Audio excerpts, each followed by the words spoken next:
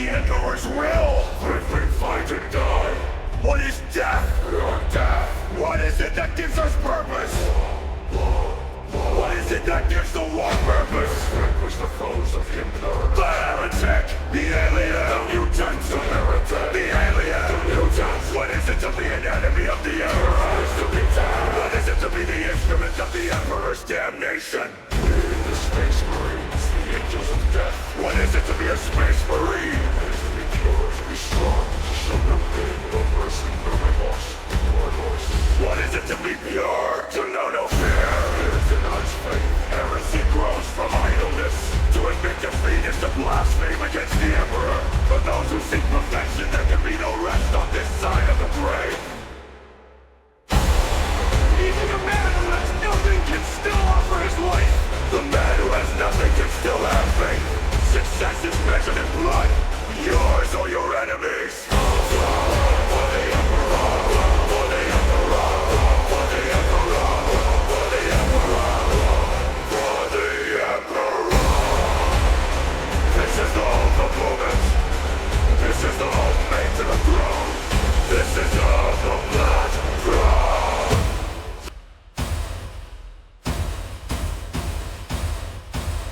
There's only war.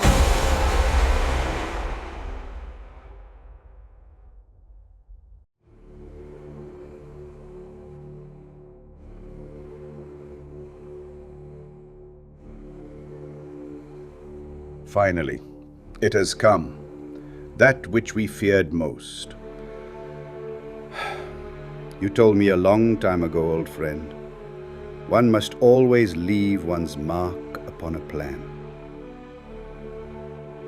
Without a signature, a plan is meaningless. One must devote oneself to it. Utterly. With total conviction. I have lain my hand upon this plan, this terminus decree, this fail-safe.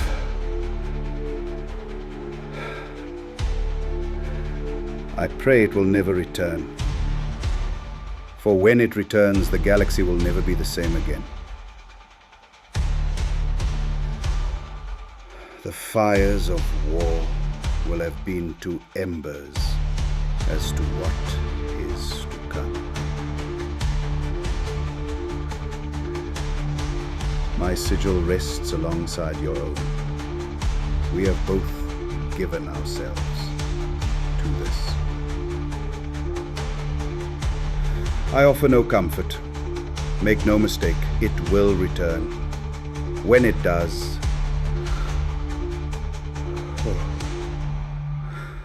when it does, the galaxy will burn in the fires of Blackthrone. Righty then. As ever, against my better judgment, we are once again live. Hello and welcome to Tattletales RPG, where indeed the table may be virtual, but these fucks are welcome at it for some reason, despite my best laid plans to blow you all up. As we were just discussing, hey Novo! Hey buddy, good to see you. As we were just discussing, last week, the party escaped the lunar holding cells after a tense gauntlet run, where you navigated the Lucifer Blacks, the agents of the High Lords of Terror, assassins came for you, and of course, an orbital bombardment. It was genuinely incredibly impressive, I think it's fair to say, to have been able to escape with only a single casualty in the lost, sadly lost, D'Artagnan of the Black Krakens. Now, there is a moment of pause, as I want to sort of re-emerge from fading to black. The Martyr's Oath is fading through the night sky, high above Terra's orbit. You've all been able to make it on board the ship, but the ship itself is far from a sky or seaworthy vessel. there are a number of people aboard who are confused, to say the least, upset at the fact that you have boarded and seemingly commandeered their vessel. But there is this moment of pause, as I think the remains of Kill Team Salvation, those of you who have tried your best and fought as hard as you could to have reached this holiest of places, you've come within touching distance of terra firma, of the Sol system. And as the Martyr's Oath begins to break away from Luna's orbit, as you see the Imperial Fist fleet beginning to dominate the skyline of Luna, and a new moon, a new sea of tranquility is flattened in the side of the moon. Through the barrage of lance strikes and the hellfire that follows, the Martyr's Oath drifts. Scale-wise, even though the Martyr's Oath is kilometers long and kind of the size of a hab block by its own right,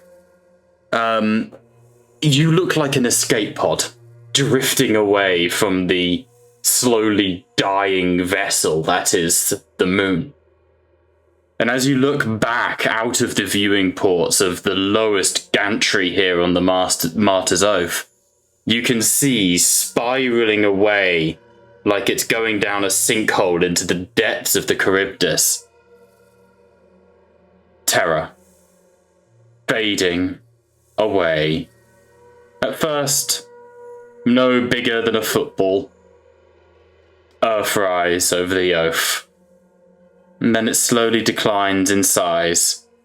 And as the minutes and the hours pass, eventually Holy Terror itself is naught but a golf ball-sized memory of everything you set out to achieve, and everything that has been destroyed in the last moments of Harkon Castellus's vengeance and anger.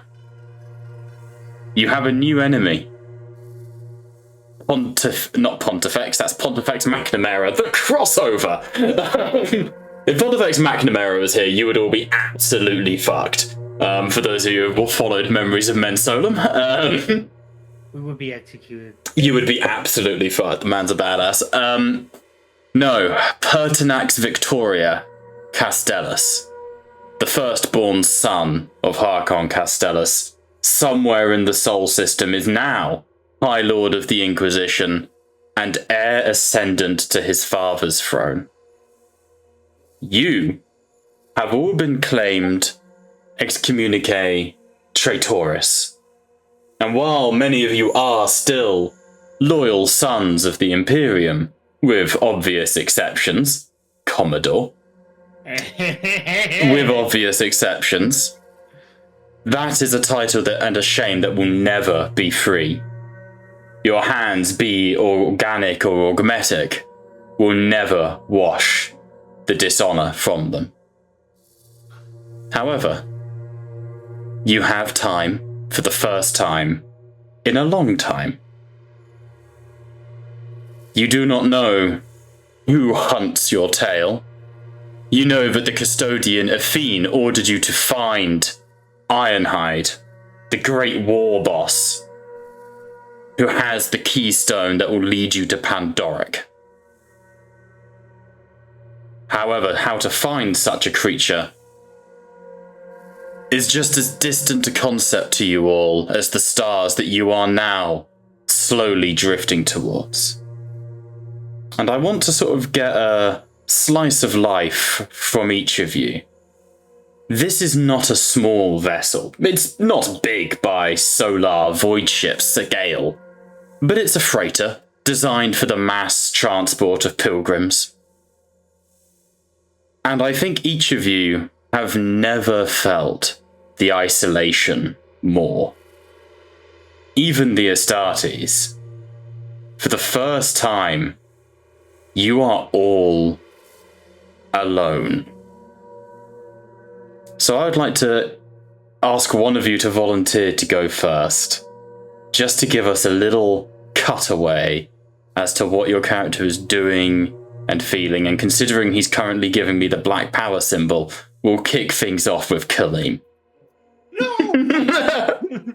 So Discord's not visible. Oh no, I don't insist on video call. Thank God. I know, we would have been banned. Again, there's a reason I'm probably going to be going over to kick at some point, because we won't get banned for just having Kaleem in the call. Yep. So, which one? Kaleem. Monteo or Commodore? Let's go with Monteo. I'm more interested in, no offense to the Commodore, but I feel like we're going to have a bit of a Commodore heavy session. Especially because obviously you and I have discussed who we're likely to be interacting with. And no offense to the Commodore, but I'm actually much more interested in the opinions and the mindset of the Imperial characters right now, considering the hell that they are now in, not just morally and ethically, but also spiritually. Your faith is your life in the Imperium, and, you know, the closest equivalent of the fucking Pope just banished you from the Vatican.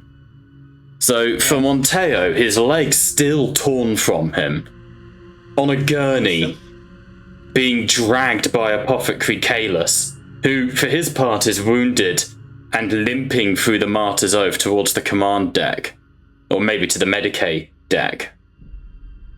What's Monteo experiencing, outside of just pure helplessness? He's, with whatever motion he has in his fingers, he will just try and pinch himself to see if this is just a dream. That this isn't happening. That he thinks this is like a bad dream. Like this hasn't gone right at all. What the hell happened? So he's in a state of both of disbelief. He can't believe for this very moment that he has fought for the Imperium. He has rejected the mutant, rejected the heretic, worshipped the God Emperor, and fought headfirst in every combat. And for him to be discarded without any thought or memory, it's kind of disheartening. And he's trying to pinch himself like, this isn't real. This is just a bad dream. I'm gonna wake up, I'm back on the Inquisitor Reed's ship, and we're doing our job, we're doing our mission. I think something that maybe procs for, especially as you are surrounded by Kalis, Hisrad, you know, the injured. Hisrad is a dreadnought now. A walking sarcophagus that no guardsman has the right to witness, let alone address. A walking testimony to the mortality of the Adeptus Astartes, something that is denied by Imperial propaganda and, you know, the belief at large that Space Marines can't die. I think it has never been driven home more for Monteo that he is out of his league, that he is out of his depth, that he is just a mortal, that all this talk and his friendship with Perseus, that's so long ago now, he is just a dude who has no right to be alive. And I think there's sort of a camaraderie with Grimly there, of this sort of pseudo-nihilism, of this understanding that you are in hell, you are fighting alongside angels, but this is not a war that you can contribute to. Not a war that you can actively make a difference in. It is just so far beyond your remit as even amongst men, a strong man, but the peak of humanity is not enough to deal with what the Astartes deal with. And I think Monteo is having that realization of, yes, the Astartes went out of their way to save him, Kalis tanked shots for him, but Monteo should be dead. He is just a man. Any more, Kaleem? No, I think you pretty much hit the nail on the head on that one. Okay. So, as we sort of move across the ship, who would like to give us a little extract now as well?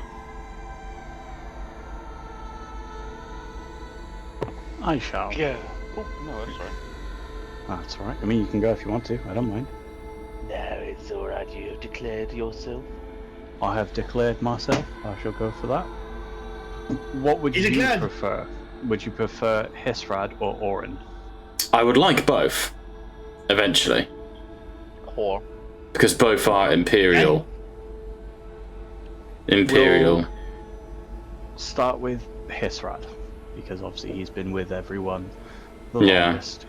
So Hisrad, you are walking down this corridor with arched roof that comes to, unlike your classic Norman sort of arches, which are curved gradually from the Romo-Sumanic style. These are pointed like spear tips of this roof, to the point where it looks like you're walking through gravestones.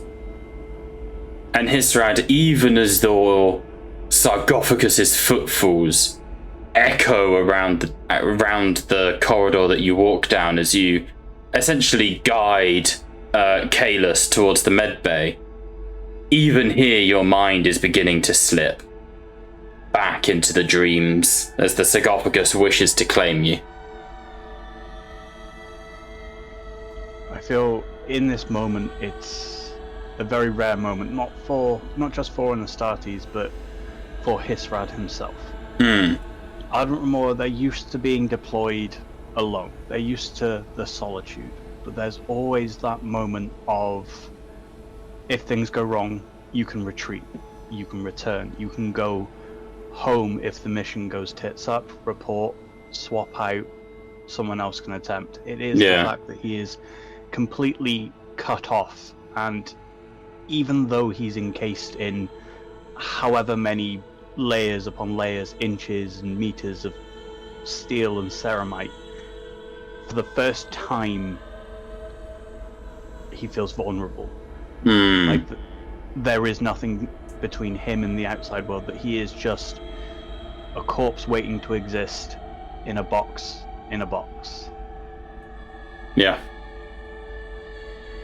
As you feel that, eventually you make it to the medical bay. Monteo is laid down to rest. You take your place in the corner, and a few human attendants sort of clear the room as Kalis administers to you, alongside Calypso Beta Rho. It's a strange feeling, your body being taken from you. You are within a sarcophagus, and when it is active, your limbs, your sarcophagus's limbs, are yours. And you are this mighty beast of war, this machine of judgment and the Emperor's deliverance. But as the sarcophagus begins to power down, eventually the sensors go. But they're not the last thing to go, because inside that sarcophagus, there's still the remains of a man. And in the darkness of your own blinded mind, Hisrad, I would like to know what your sleep paralysis demons look like. Strangely, I would say they look a lot like what we believed was Nihilus, that Alpha Legion demon that popped up. You know, the words of, what was his name? The human bastard who betrayed us. Adonis. It is just the echoes of those two, the visions of those two mocking out of reach, knowing I can't grab them, I can't catch them. There is nothing I can do. They watch you, Hisrad, and you try to sleep. You know you must rest, and when you awake, you will be called to war again. But there's no moment when Hisrad sleeps and dreams take him. Because Hisrad, you are just alone in the dark, knowing you can't see them, these phantoms of your past, but you know they're there, eyes watching you in the sarcophagus. And then, Hisrad, you feel something drip onto your face. And then another drip. And water runs down your brow over what remains of your decimated flesh, across the cavern that was your nose and across the lips that part. You try to drink it, but it's salty, saltier than the water we have here on Earth, and it chases you, chafing your throat as you cough. And as you cough, your sarcophagus echoes with the sound of it. And you try to focus your mind, you try to sleep. It's just a leak in your hydraulics, it's just a leak in the cooling. Drip. Drip. Drip. Water drips onto the body inside the sarcophagus. And soon, Hisrad, water is drowning you as you fall deeper and deeper into the depths of an ocean that knows no bottom, into the clutches of monsters older than the Imperium themselves. Drip. Drip. You don't know at what point sleep took you, but the dreams that come to you are dreams of floods and rain. If you'd like to send us over to Orm. Orn is a bit the same. Obviously, again, being a serf, cut off from the chapter you serve, pretty much only one remnant of that chapter nearby that would be the default to serve. But it's also not just the fear of being alone, but shame. And that shame doesn't come from being marked as a renegade, excommunicated, any of that. It's the moment in the fight where he put away his shockmaul, where he let his anger take over and he pulled the shotgun on innocent bystanders. He views the moment where it exploded in his hands almost like the Emperor himself saying, "You have made a terrible mistake."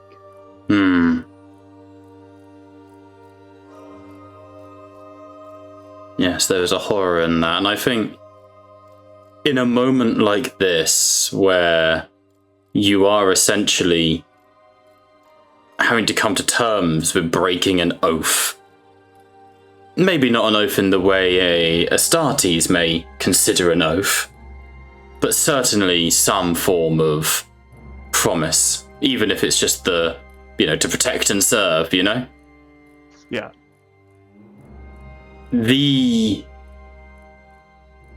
I think for Bask, you're good at what you do. You're an officer of the law, you are a policeman, and you were never a detective. Investigative reports and all of this. But the scene of the butchery of refugees storming the ship and gunning them down, I think the only memory you have is an eidetic one, and you can perfectly picture every face, every decimated ribcage, every twitching finger, every man, every woman, every child who now lies dead because of you. People who had traversed the stars, had done everything they could just at the chance of getting to Holy Terror, the chance of a new life, a better life. And that hope was destroyed by your trigger finger.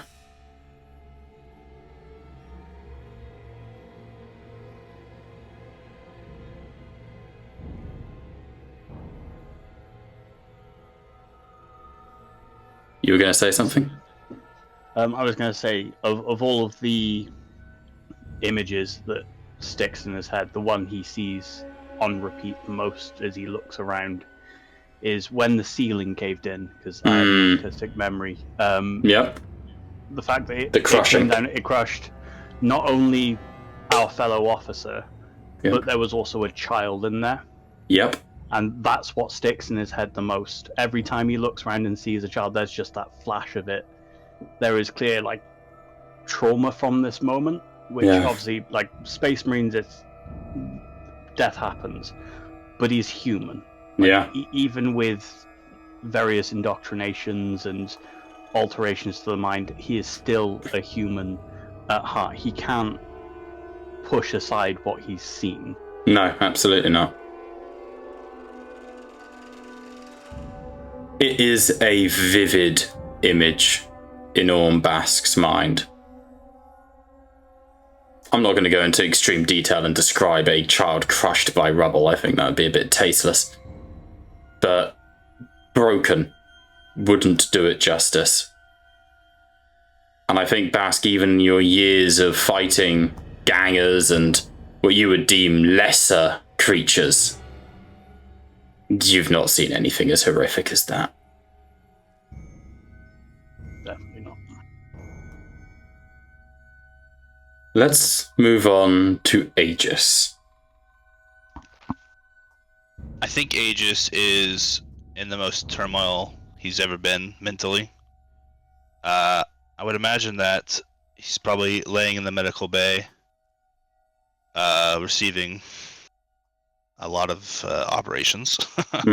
But none of them are probably going to have the skill that would be required to actually fix the damage done to his body.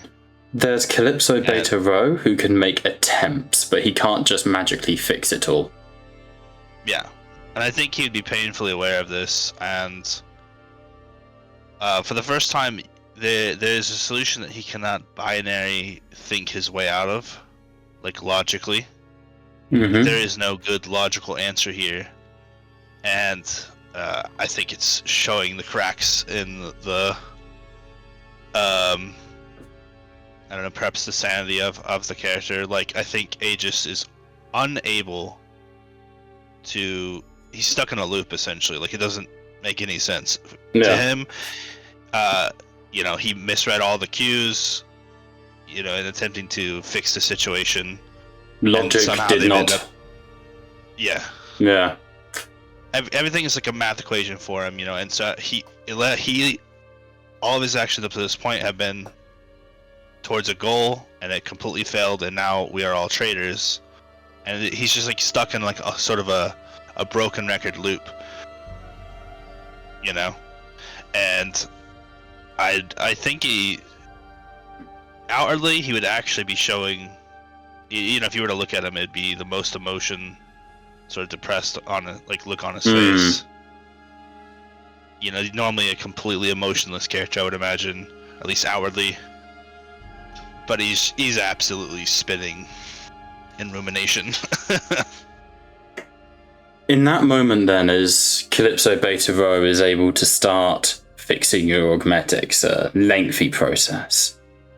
Your bionic legs twitch, but they are shredded, for want of a better word. Wires are sprayed across them like tendons.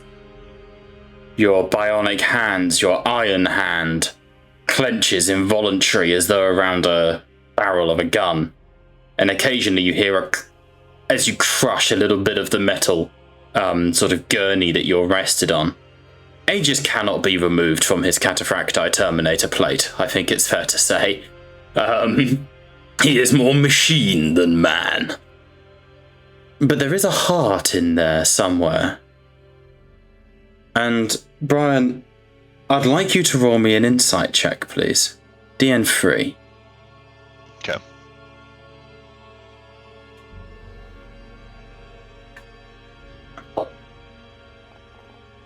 Nice. I mean, it's still a yeah, don't stress. You hear your heartbeat. Dum dum dum dum dum dum dum dum dum dum. Now, you've got like a, you know, Windows XP blue screen happening in front of your eyes. data, the new sphere, bionic coding is screeching across your visual display.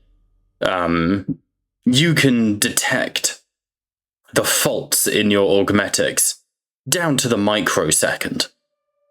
You can detect that there are 427 individual flaws in just your left shoulder to wrist alone. Minor computing errors, fulguric discharges, twitches, stuff like that. Yeah. But one thing that isn't working, just outright isn't working, is your primary heart. Your secondary heart is beating and keeping you alive. But your primary heart has been bisected by Harkon Castellus's blade. And yet, as you lie there, Aegis, your body immobile, similar in so many ways to the dreadnought chassis of Brother Hisrat, this paralysis, as someone who suffers from sleep paralysis, I can tell you it's no fun. You hear boom, boom, boom, boom, but then underneath it, a consistent, a healthy boom, boom, boom, boom, boom, boom, boom, boom, boom, boom, boom. There is a second heartbeat underneath the first. You can dig deeper if you wish. I think he would be interested. How would this be? I imagine his primary heart was still the original primary heart, right? Yeah, it was. Yeah. In that case, I need you to make me a tech check, please. DN3. Fuck. Okay. You close your eyes, which isn't to say you look into darkness, but it's rather you block out all other sources of light. The room around you fades away and you give yourself over to the currency of data. Streams of binary code scream across your visual input, and you spot one blip in the code. Tiny. Nothing more than a microsecond of data that doesn't match the rest of your augmetics coding. And to paint it colloquially, you chase the code through data imports, through code displays. Is it a computing error with your core drives? Is it a fake muscle twitch from your body responding where there isn't anything? Is it a muscle spasm? Is it random data spurts from your corrupted cortexes? No, it isn't, and you dig deeper and deeper into your code, into the darkness, until eventually there is no other code. No other... You've got to imagine it like the lines of the Matrix, right? Mm. Eventually, you find this single strand of code. And you blink as it's hard to read. It's not in binaric, the zeros and ones, the divine language of the Omnisire. You don't know what coding language this is. It's not, Python. It's not, all of this. And yet, you understand it. Innately, you recognize this as the most basic and simple code possible. Restart in safe mode. Yes or no? Do I have an inkling as to what safe mode, like the context of it, would be? Make a tech check. Again, you cannot actually read this code. It is not in a coding language you recognize, but you understand it somehow. But by all means, give me a tech check.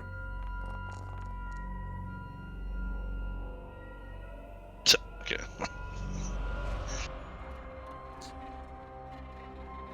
Not another traumatic. No, that's okay. We're not in a dangerous situation right now. 4 successes. You get back, as you sort of touch the code, as it were, with your own synaptic impulses. A flurry of data pushes back to you. Strength, hunger, desperation, restore. Restore? This line of code is like a firewall. It is being kept out by your augmetics, by your direct, your current sort of coding. The new sphere, essentially, the new sphere that you are a part of. How to describe it? The book Mechanicum describes every Mechanicus member as having like a bubble around them of like just data that they can access. You know, it's your LAN network. That's the way to describe it. Right now, genuinely, like for example, you and Calypso Beta Rho can probably access each other's LAN. And you could probably access the Martyr's Oath and all of and the servitors. That's how you connect to each other, right? It's a LAN network, the noosphere. It's the best way I can describe it. This code is being kept out of your noosphere just by your basic algorithms. However, it is a restoration code. It will completely restore you to your former strength. It authorizes the reconstruction of your augmetics. Now, would this make any sense? Like, how would this be possible? You have no idea how this is possible. I think this is the lowest he will ever be, the most desperate he will ever be. Anything that sounds too good to be true before would have probably been just outright resisted, but I think, you know, he knows painfully well, down to the number, how ruined his body is, and if he was to ever even get into a risky combat again, the amount of failures, it wouldn't take much for him to just perish, essentially. Like, he feels useless even if he was to get repaired. He knows he would be completely damaged to the point of basically being useless, you know? So I think he would go for it. I think I'd go for it. You reach out to this code. Your mind links with it. These green glowing hieroglyphs in your mind. And you give them access through the firewalls to your very body and soul. Two things happen. Your body melts. The metal of your cataphracti plate dissolves away like water, like sodium in the rain. The burnished symbol of the Iron Hands ignites and drips away. You are alone in this room, Aegis.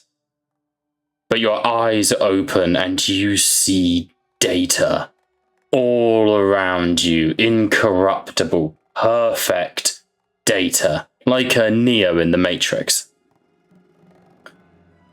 You desire to stand, and so you swing your legs out onto the floor with a pum pum.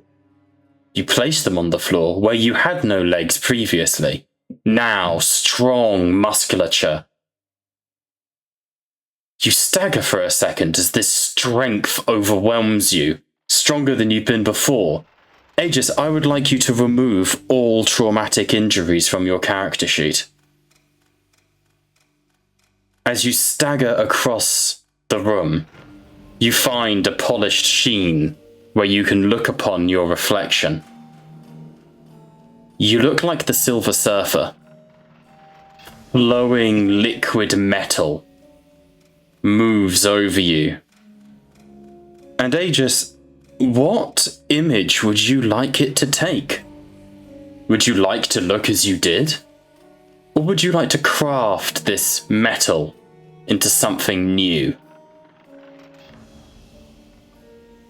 He would definitely want to look similar to his old self. I feel like he still sees himself as a loyal, unmutated, uncorrupted.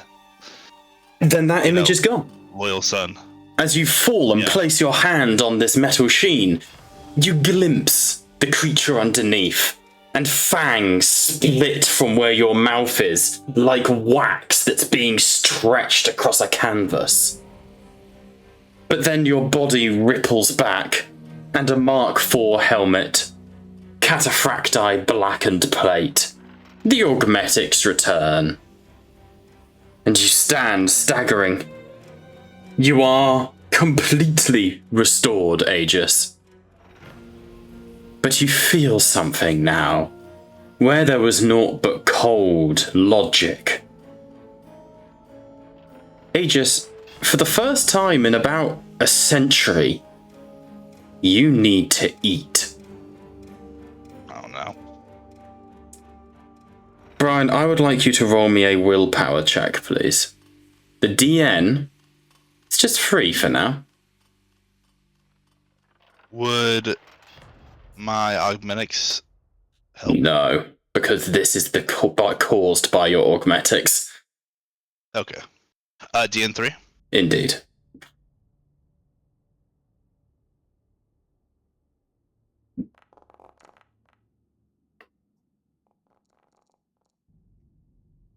Approved. There's a moment as you stand, Aegis, shaking, this new birth given to you. As you look outside your containment, your med bay, you see a chapter serf move past. Or not even a chapter serf, just one of the crew members of the Martyr's Oath, right? And you walk and follow him. And you're not making any sound. As your footfall, the metal underneath your boots, ripples like water and silence your footstep. As you drag your hand along the wall, a shadow behind this man, 3 times his size, like a megalodon behind a dolphin. As you drag your hand along the wall, you carve bladed rivets as your fingers extend into talons, 2 meters in length. Must eat. And you clench your fist and you focus. Flesh is weak. You do not need to eat flesh. To bathe in it, to spread it, to fill it. But as you focus, the man is gone. And your hand returns to normal. And you have passed. For now. But I think there's a moment as Aegis stands there, looking at where those talons had emerged from his fingers, wondering what he has done, what he has become. Is that fair? Yeah. As Also, he'd be hoping that. Sorry, he'd be praying that that was like an illusion. Impossible to tell. It's recorded in your data logs. There was a data query consume, data query negative, data query repeat, and there's a timer. But you can't see how long it goes. And as you sort of stagger back, and you think to yourself, by Ferrus, what have I become? Inside your armor, a voice echoes back to you. We are Omnus. And we will fade away to Inquisitor Cadigan. You're a dick. I like that Aegis guy. Aegis, just so you know, Brian, it may be worth having a backup character. You have given the Flayer virus access to your body. You are now a walking contagion of the Flayer virus. Stay away from Hisrad. Hisrad, Calypso, the very ship you're on, I will be privately rolling saves for when Omnus tries to access their systems. If Monteo gets bionic legs or tracks, that's a risk. Shit. You are a walking bomb of Flayer virus. Which could be useful in the right situation. I feel like we, oh god. Oi, boys, cut that shit. Now, Magnus, no. Leave your brother alone.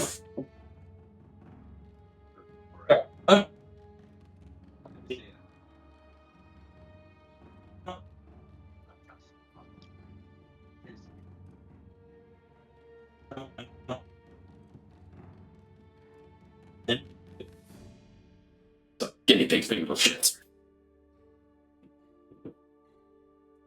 Cadigan, as we return to yourself, I think we find you predominantly alone in like a place you've tried to set up as your own quarters, though it's obviously like a dingy little refugee lobby area.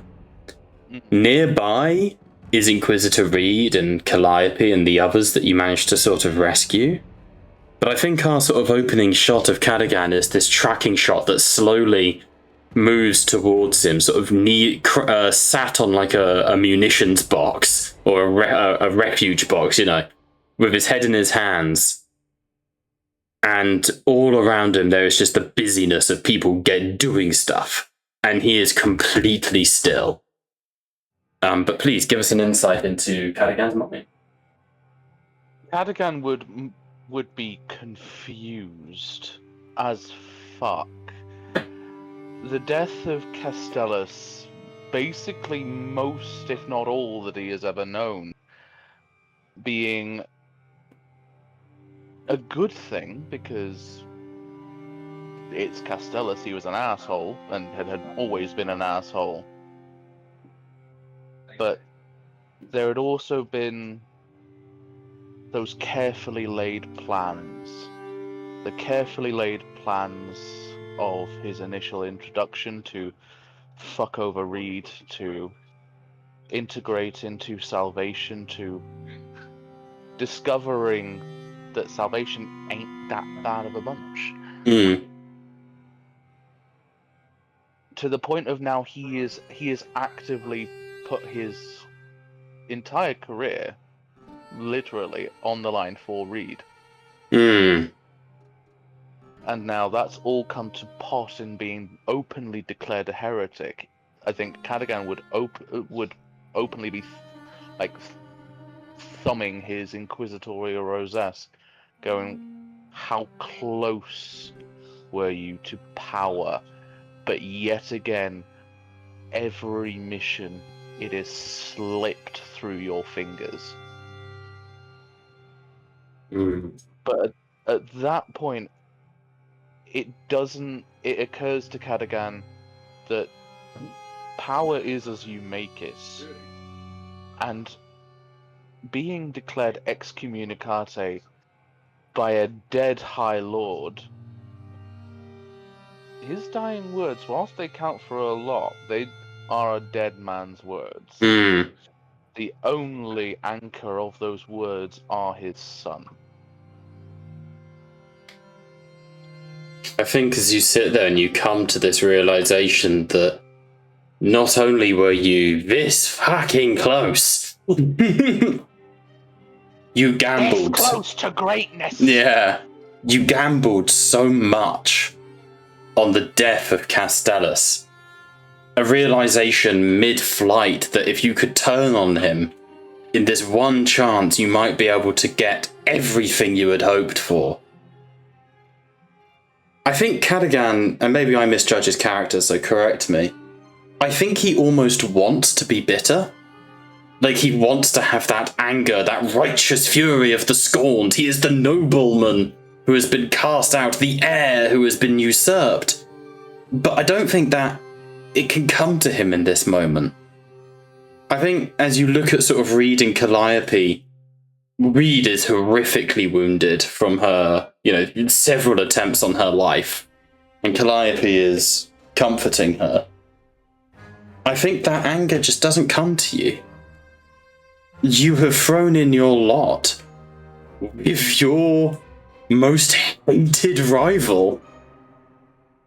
But I think for Cadigan there is a irony in that. And if there's one thing you've learned in your many decades of service to the throne, Inquisitor, is that the Emperor has a cruel sense of irony. And there's a comfort in that, knowing that despite everything, this may be the right path to tread. I think you're more or less there with Cadogan. But it would be, most certainly the anger would be there. It is there. But everything... Cadogan has never been a self-absorbed. He has been kind of the polar opposite. He has planned and plotted for the end game. But the end game is not as he's predicted, but the means are still the same. It is to get to Blackthrone. We have the captain of a vessel. We have his guards. We have Reed. We have all of Salvation, mostly. Pretty much, yeah. The resources that we would have had Castellus survive would have been no different as if he was dead.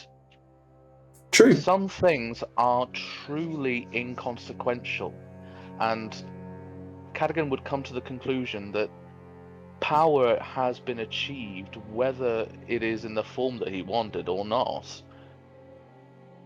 It is about consolidating it at that point and allowing others to recognize that as well. And if Reed is that path, rivalry be damned. It is the case of Reed wants this, Cadogan wants this. Realistically, goals are aligned. Reed never wanted power on that particular point. Reed always wanted Blackthrone. Reed had no aspirations to be a High Lord other than means to an end.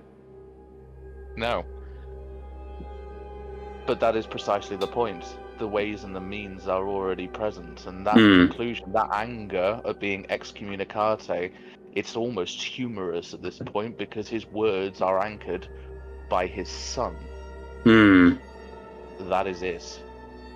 Is there, in Cadogan's mind, is it a need to kill Pertinax?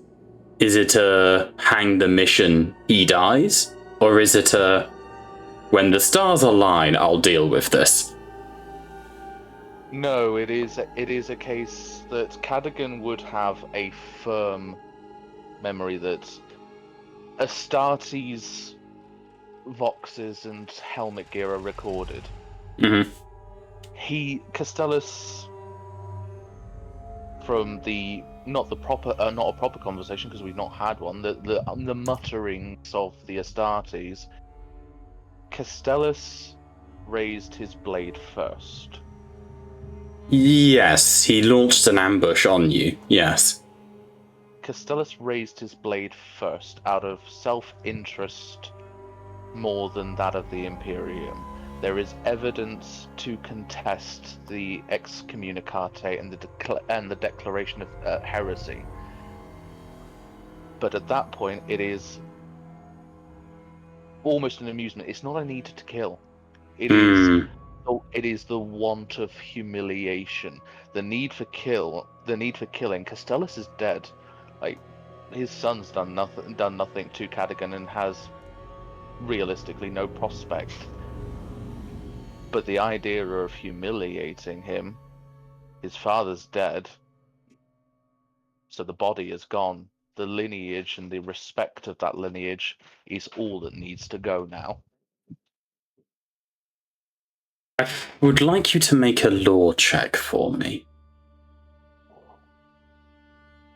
I can most certainly do that for you, Bob.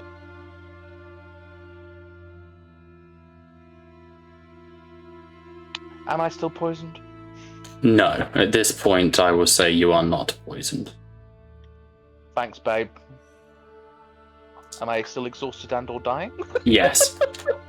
Fair enough. I had to ask. DN?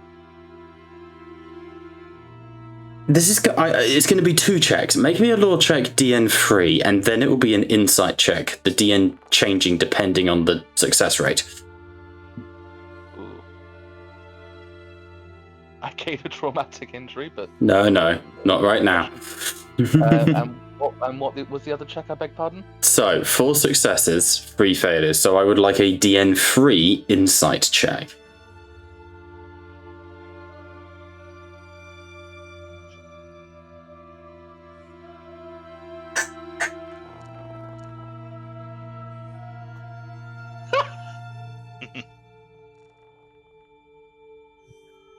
Nice. No need for traumatics, it's okay. I will shift for glory. Shift for glory. You think, give yourself a headache and die. Cadigan, you sit there and you think. And you see Monteo being dragged by Kalis and Histrad go past you. You're right. Astartes, data logs, all of that would be recorded. As would the security systems on the lunar base. Now, the lunar base has been annihilated. There's no getting that footage. You know, security cams, etc., etc. There ain't no fucking way in hell. So it becomes a question of what happens to the footage from your cameras. Now, it will be kept on your armor systems for a bit. Not long enough to be usable. However, as with the Noosphere, it would be uploaded to a local server and kept for prosperity. And data is like a backup. Yeah. To be collected, a bit like the gene seed of an Astartes. It's something that would be collected by the brothers in orbit and witnessed, and as a feed, like a live stream. The VOD basically of a live stream. That data would be streamed, if you're on deployment, would be streamed to a local source. In the case of Kill Team Salvation, there's no Dark Angels present, there's no Grey Knights present, so it would go to the next highest ranking source for an Adeptus Astartes. That data is either in the possession of Wallblade Aetor Valerius, and Chapter Master of the Imperial Fists, or it is in the possession of Chapter Master Apate Aliafia of the Argent Remora. You don't know which. The safer contact on that would be the Argent Remora. It would. The reason I've asked an insight check, which you have passed, is when it comes to who outranks who in the grand dichotomy of Adeptus Astartes chapters and all of this. Surely it'd be the Argent. Unfortunately not. The Argent Remora are a successor chapter of the Imperial Fists. They would defer to the first founding chapter. Maybe not really. Maybe on paper only. But that data more likely is with the Imperial Fists than the Argent. More likely.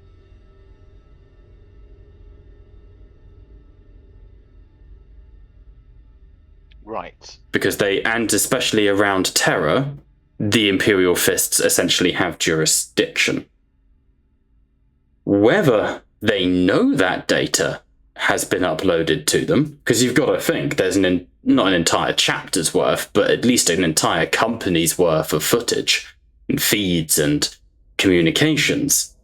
There's a good chance it will get lost in the ever-reliable bureaucracy of Warhammer 40k.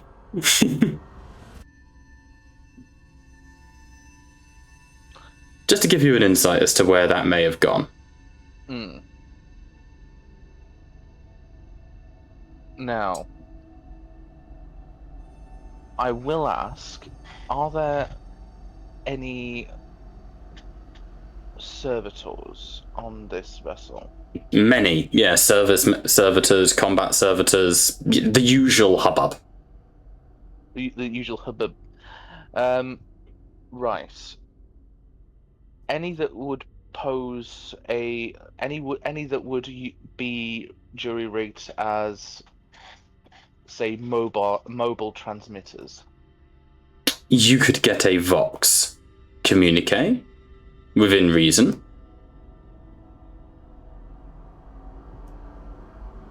It would be short-ranged.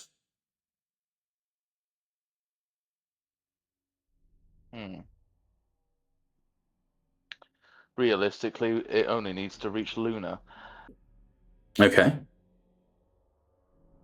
Because from the amount of time that we've been in space, I assume it's not that long, so I would assume... No, this is still, like, we're still in these fadeaways of each individual, so it's maybe been an hour, 2 hours?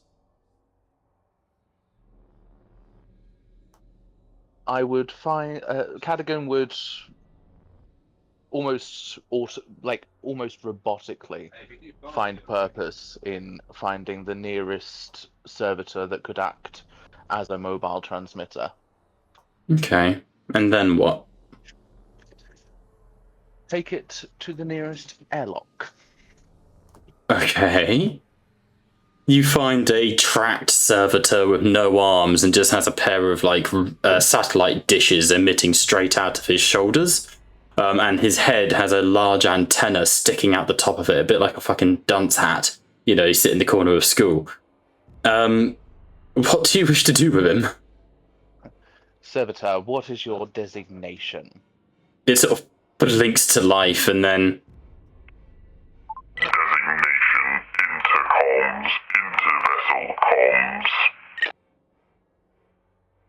Intercom, intervessel com. You are required as an act of heroism from the Imperium. You will redeem yourself in the eyes of those you have wronged. Do you submit to this request? Proposition is confirmed. Designation cast.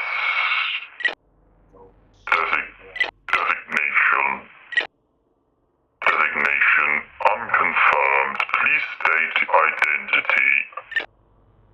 Inquisitor Cadogan von Auschmerzer of the Ordo Malleus. Inquisitor Cadogan von Auschmerzer of the Ordo Malleus. You do not have clearance to access Vox data links by order of High Lord Inquisitor Castellus. Harkon Castellus has recently passed away, and unfortunately, his last acts were a personal attack rather than the good of the Imperium. Your place is to not answer questions, merely obey the orders of the authority present. Do you have evidence of any wrongdoing on my part? Negative. Obeying primary protocols.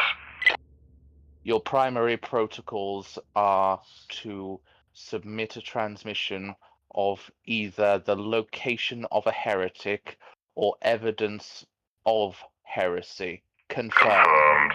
Transmitting current location of Inquisitor Cadogan von Auschmerzer. Right. Transmitting at 10%. Thank you for giving yourself in.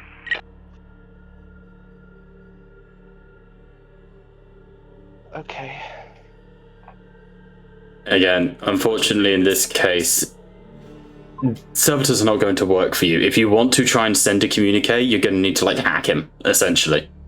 You might also want to put a bolt round in its head as it's about to broadcast your location to the to any nearby vessels. I will do that then. You bring out your sword and push it through the eye socket, and there's a... Data stream interrupted.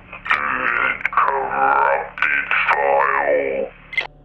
Powering down.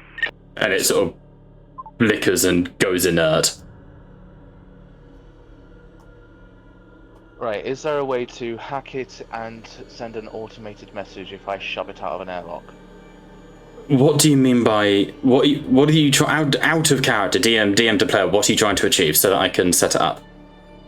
I'm trying to have an automated message drift across to the lunar base, asking the Imperial Fists to check the Vox feeds of Kill Team Salvation for potential heresy. There's so much that can go wrong with that.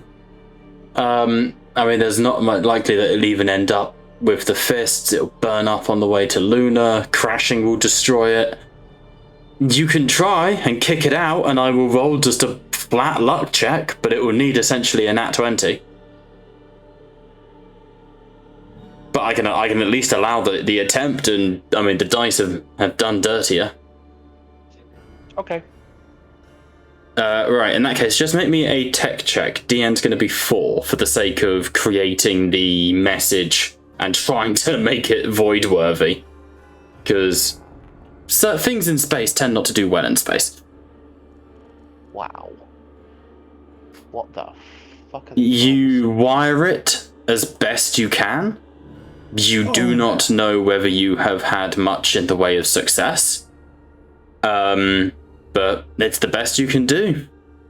And you put your boot to the back of it and push, and as the door closes behind, you see this servitor floating back towards Luna.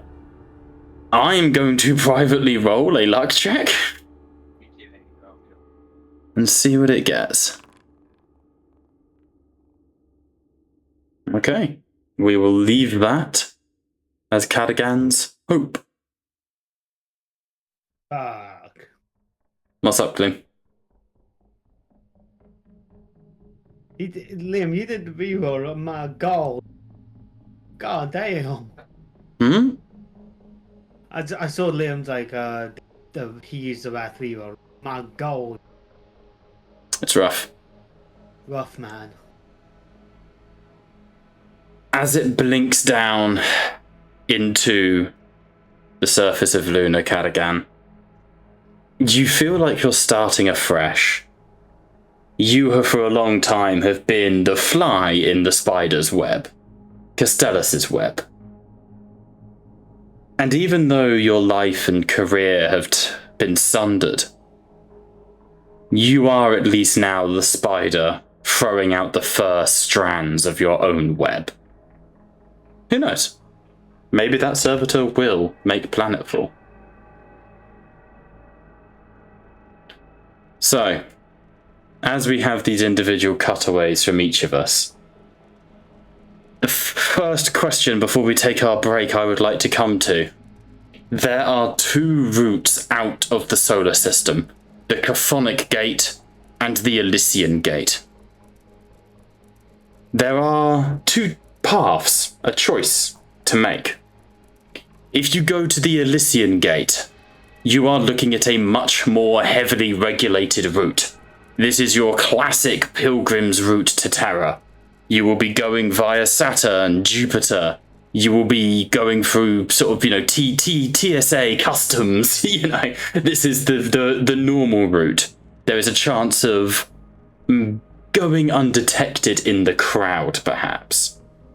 But it is also, of course, full of checks and legal requirements. Or you can play a little hooky with this sort of thing.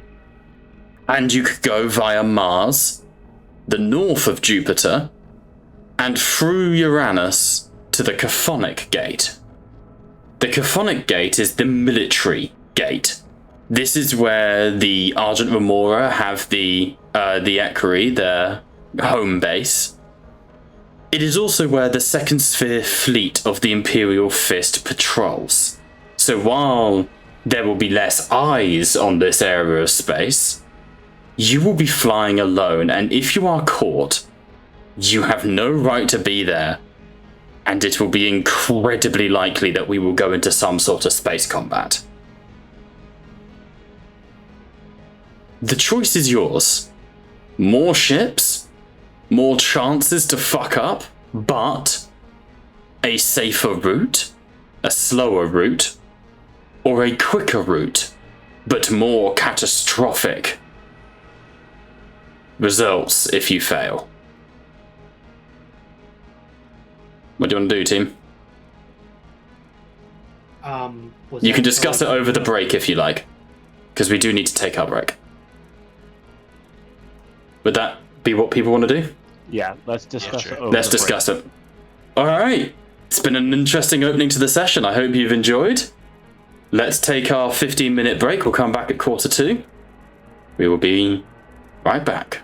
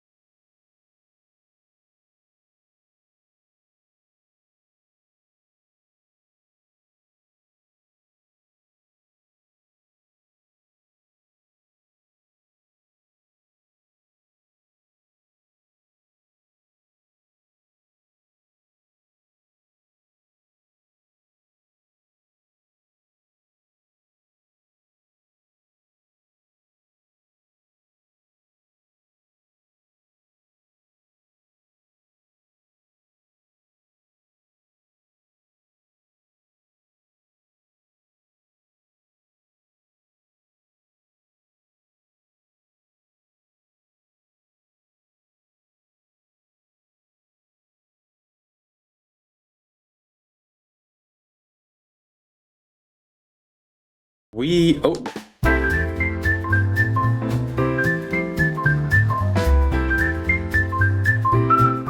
are back. So, as the distant light of Sol fades away, we return to the Oathbound Martyr, to the command deck, where you are welcome to do as you please. Who would like to kick us off? Commodore. Commodore.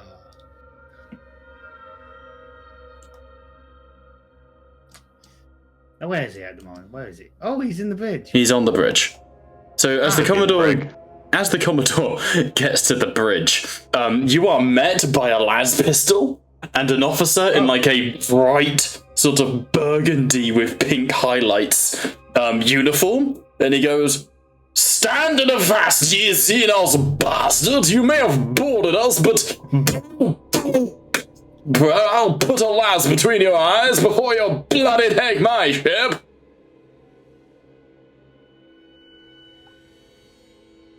You must be the captain. Before you draw fire, I have to say, good outfit choice. This is my uniform. Indeed, I am the Commodore. It's a pleasure to meet you. I came here to assist where I can, seafarer myself. Assist? You know, fisting? I don't think so. No. No. You're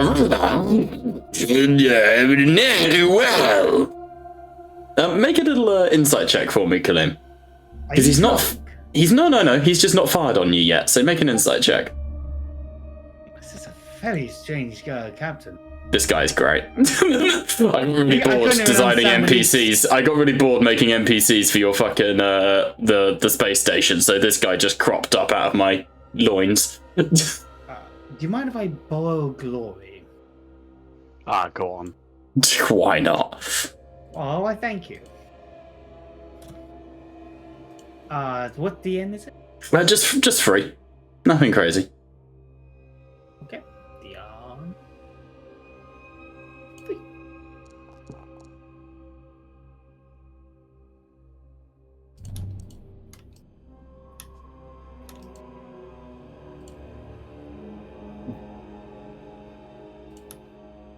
What'd you get? Oh. I got 2 successes. He has not fired on you because his gun is empty. It's an ornamental, ceremonial las pistol. It is non-functional. I'll look at him and nod my head. Understood, this is your ship. Mandy. And I am here to assist. I've been told to otherwise. Assist with what, Xenos? Do you think that you're going to commandeer the martyr's oath? Non-slightest. This is your ship. Indeed. What I'm trying to do is make sure I'm helping and put my effort in, other than standing around and be a useless Xenos. I'd rather be... No, silly Xenos, all Xenos are useless. Well, while I'm on your ship, would you like me to stand around or help you?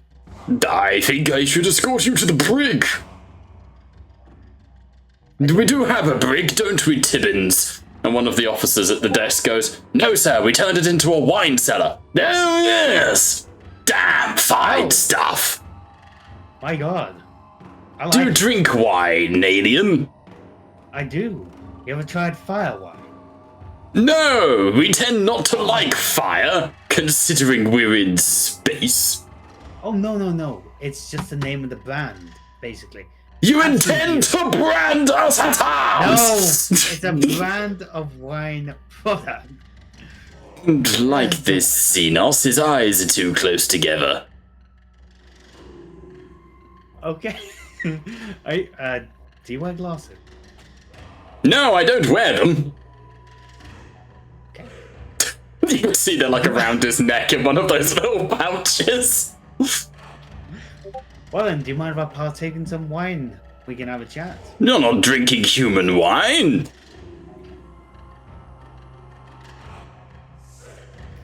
I think we're getting off topic. I'm here to help out. And make sure that we get out of here safe and... Under what jurisdiction do you dare come aboard His Eminence's ship, the Martyred Oath? As a part of a sanctioned Xenos, I am allowed to. Yes, but what is your objective, Xenos? To make sure we survive. And Are we in danger? I have no idea on that part. I'm just trying to help out the best of my ability, and my skill sets are in the piloting department. This is all very suspicious. Very suspicious. I would like to speak to your direct superior. Of course. She would be with, The woman.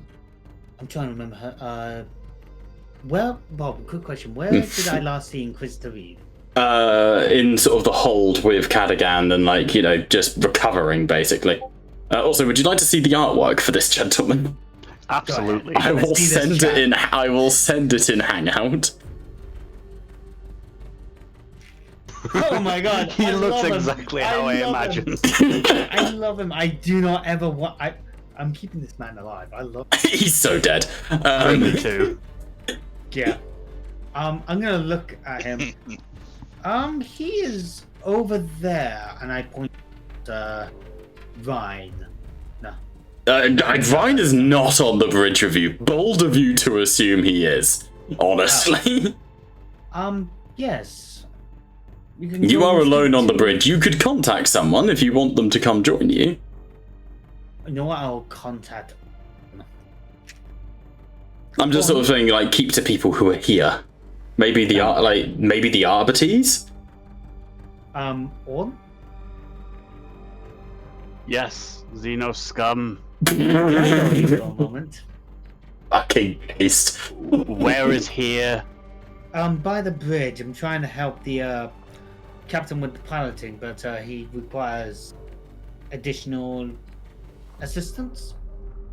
I don't need assistance piloting this thing. I need assistance trusting you.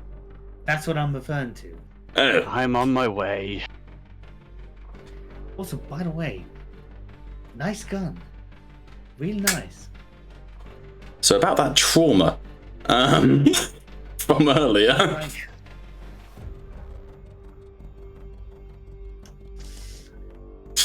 So, as you sort of arrive on the bridge, you see this standoff, Bask. And you can see this guy is a little bit punch drunk, swaying slightly. You instantly clock the gun as, like, you know, completely out of service. This is like a wall hanger, essentially.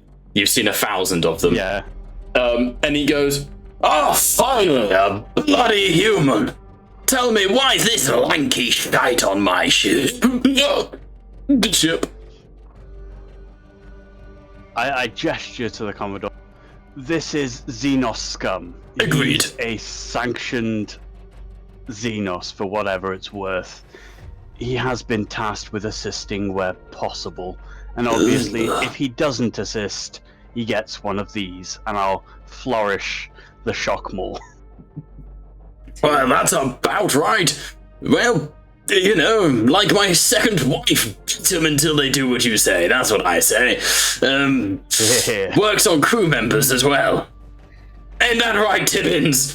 Tibbins goes, "Yes, Dad. Yes, sir." I was half tempted to call this vessel the Belt. So, where to? Where are we going? More bloody pilgrims to pick up, I guess.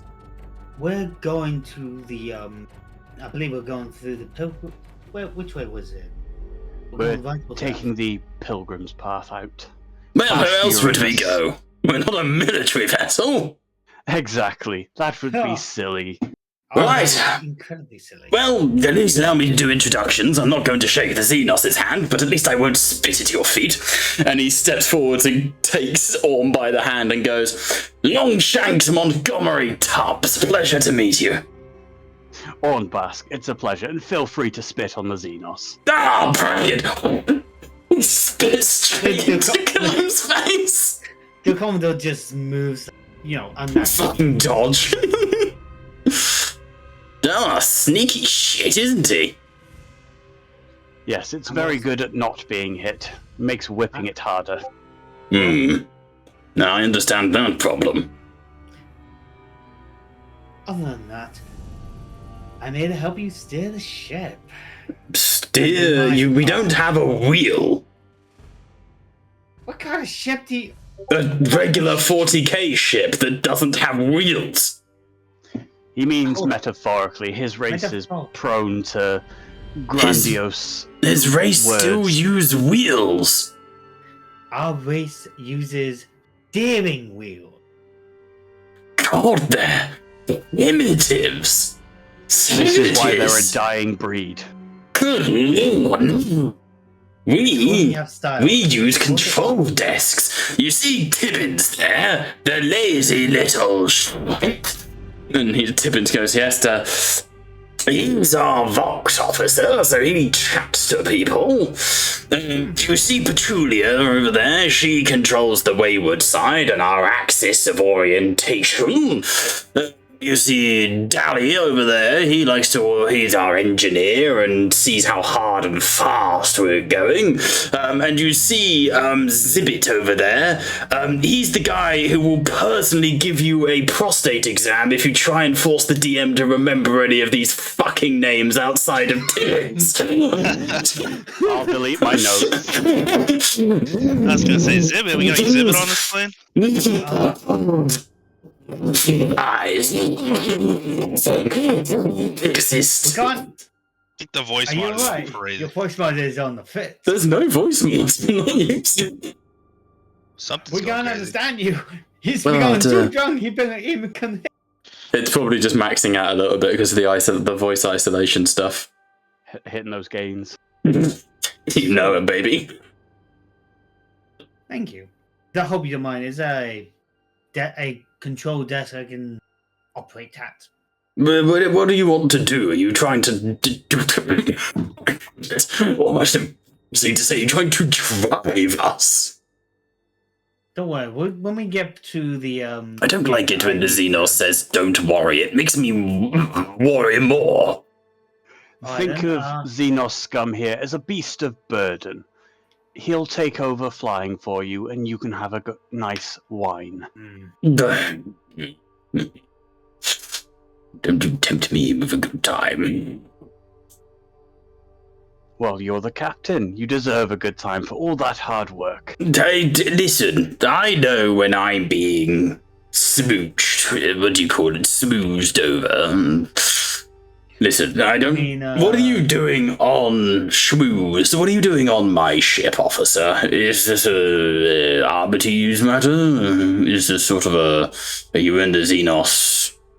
a little bit of Hokpa? What's the deal here?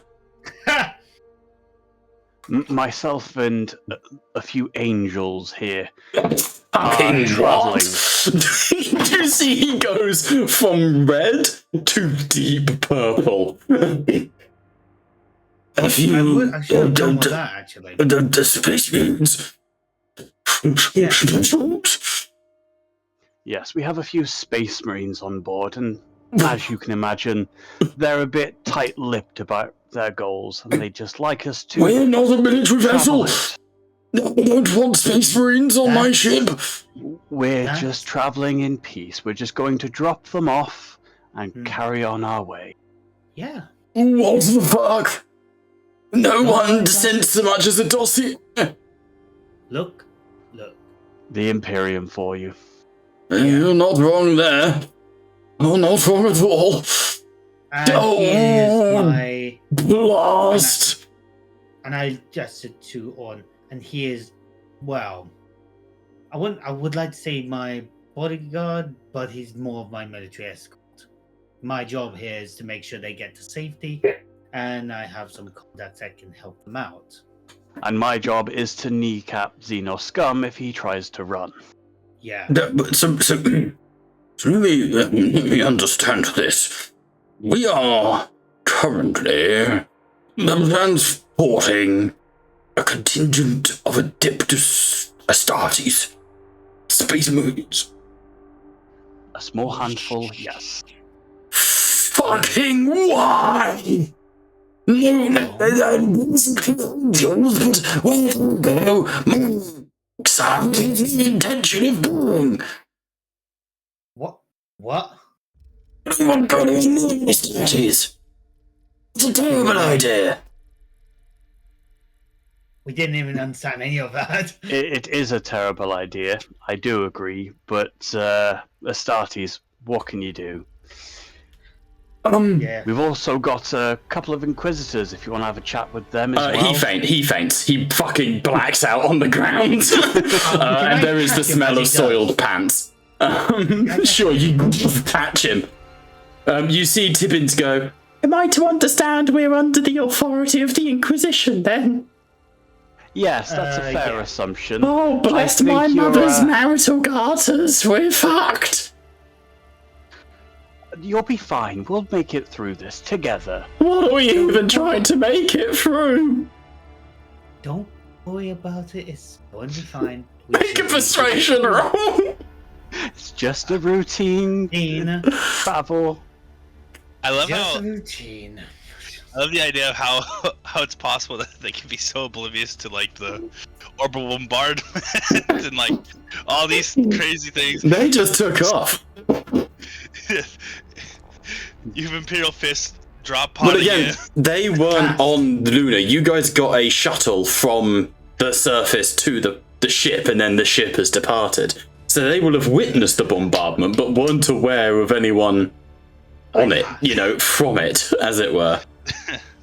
I'm more impressed that you did pass with 2 dice.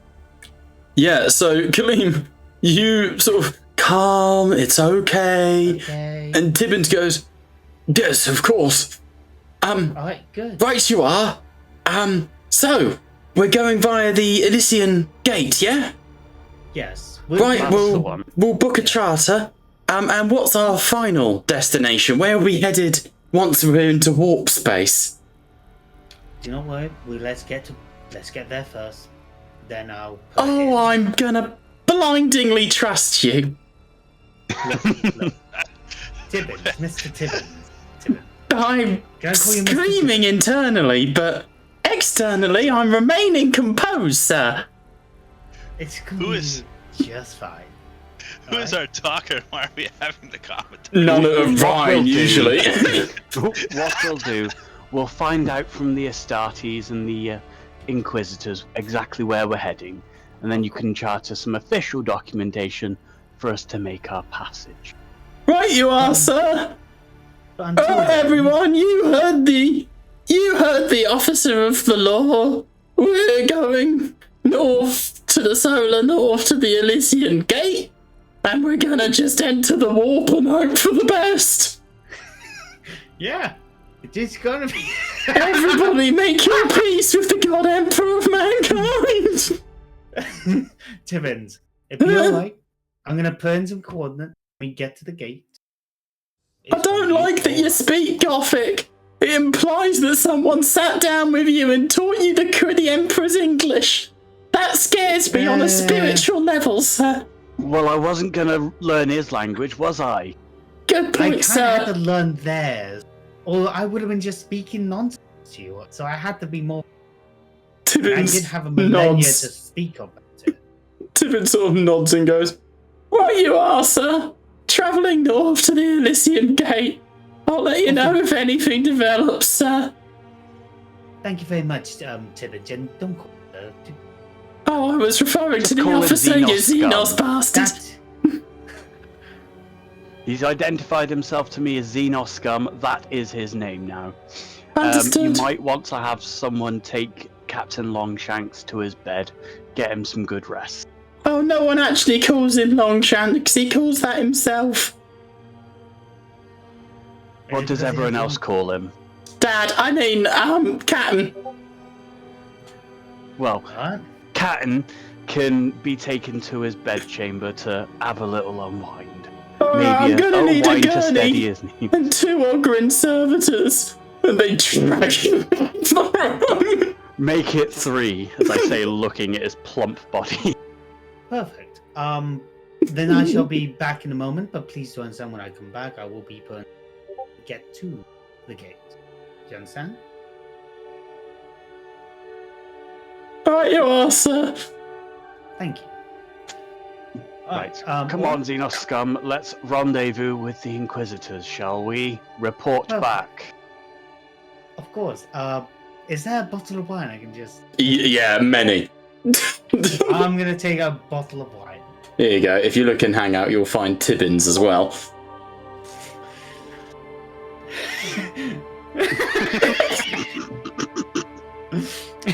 I see the resemblance. Mm. I'm gonna take 2 bottles of wine and just slowly away. Honestly.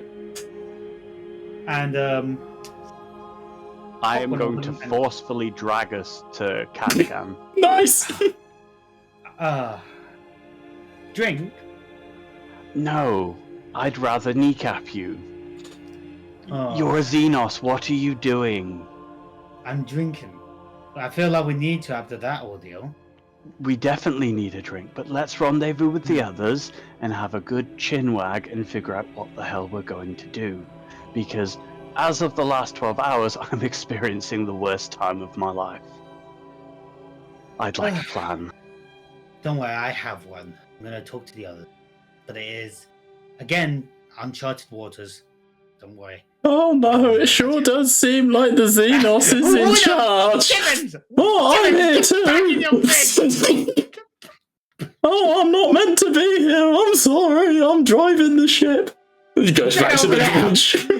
Yeah! I like Tibbins. I like it. Tibbins is in for the long haul. This NPC's not going to violently die at any point, I'm sure. I Not like until it. the warp shields fail anyway. So the Geller shields fail. Tibbins just, oh no, we're absolutely doomed. Immediate possession. Demon Prince Tibbins, let's go. The painted count revealed. I'm not gonna lie, I kind of like that Tibbins. All Imperium like that sometimes. That's just Oh dear. absolutely funny.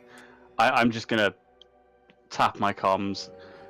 Salvation, let's meet up. We need to get a plan together. Where is everyone?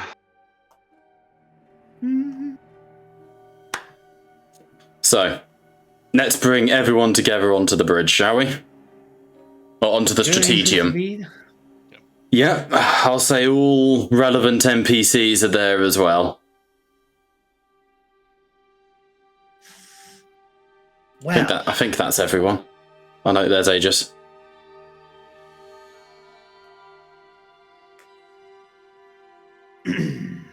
so I don't really know how to start. this. I'm going to say Hisrad is not available. Yes.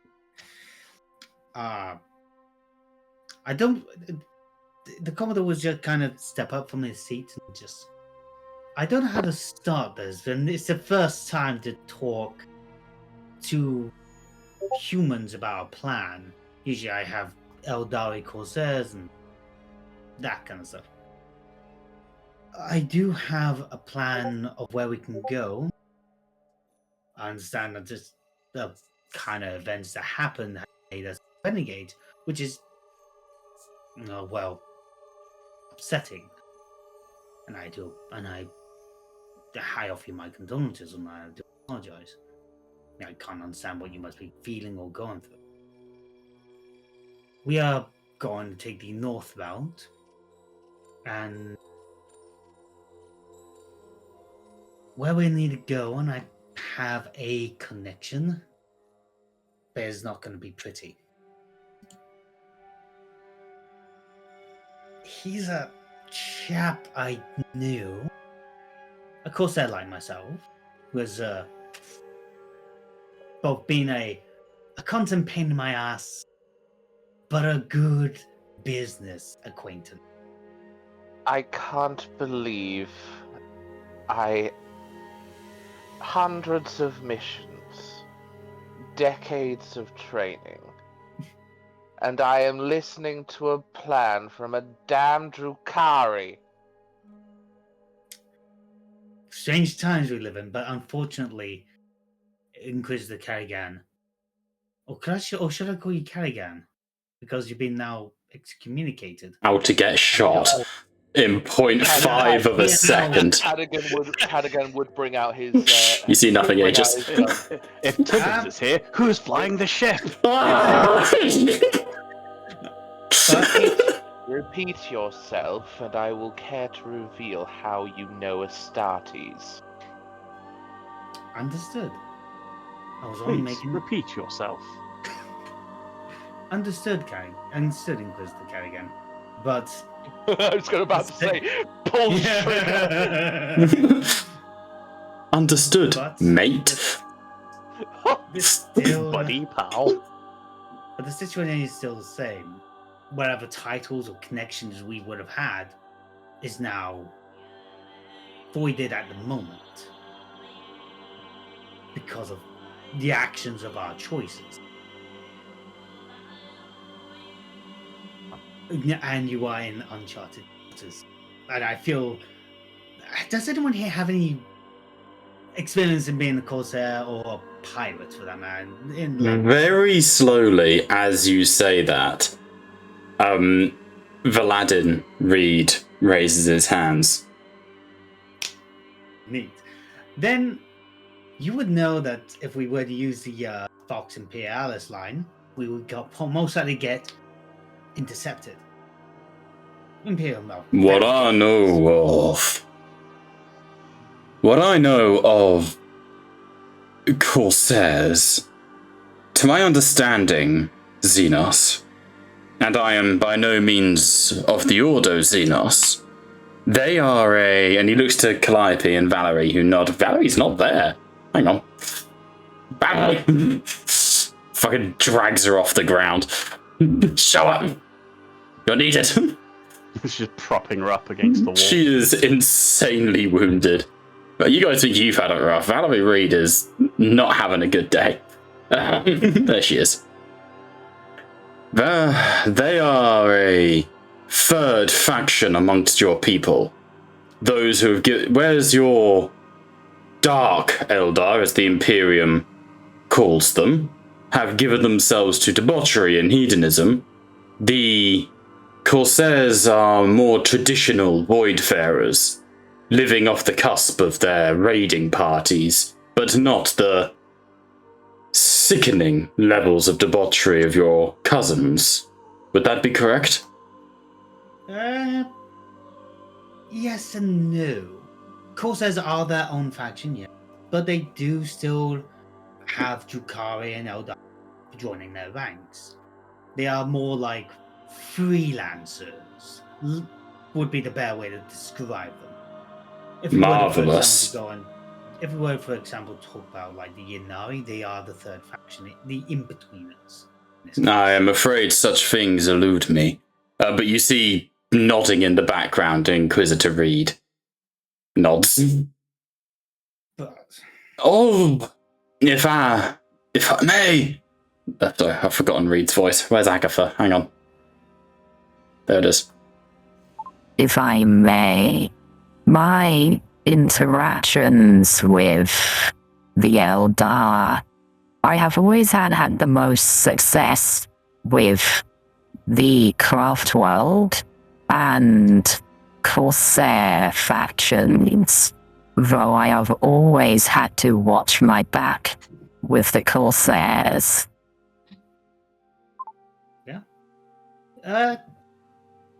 The craft world I always. For me, I enjoy them sometimes, but at the same time, they can get a bit boring, in my opinion. The Corsairs, yeah, they will happily work with you to get their own ends, but then stab you in the back.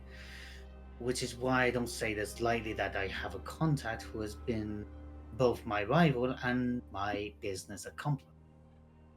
He was for a time on my ship, but things didn't work out, kind of thing. But he is still a contact. But I will be blunt when I say this. His name is Eerie. In Eerie. In Yes. Eerie. What was it? Can you Eerie, like an eerie of crows. Sin Eerie. Sin Eerie, who is a part of a Corsair haven called the Conclave. From a nice little space station area. We are going to be in uncharted waters, but I do need to give everyone here a bit of a heads up. And that's mainly towards you, Inquisitor Reed, Calliope, you lot.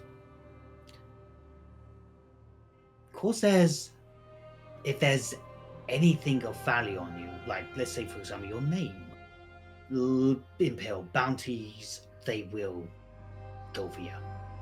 And there are factions out there, go for you. As you're sort of saying this, I think Shiban, or Isai as you know him, leans in and goes, "You want us to build dalliance and trade Rumrex with Xenos mastery? I understand, brothers in arms, that we are in a dangerous situation, but have we fallen so useless?" May I offer a question to answer your concerns? Mm. Do you have...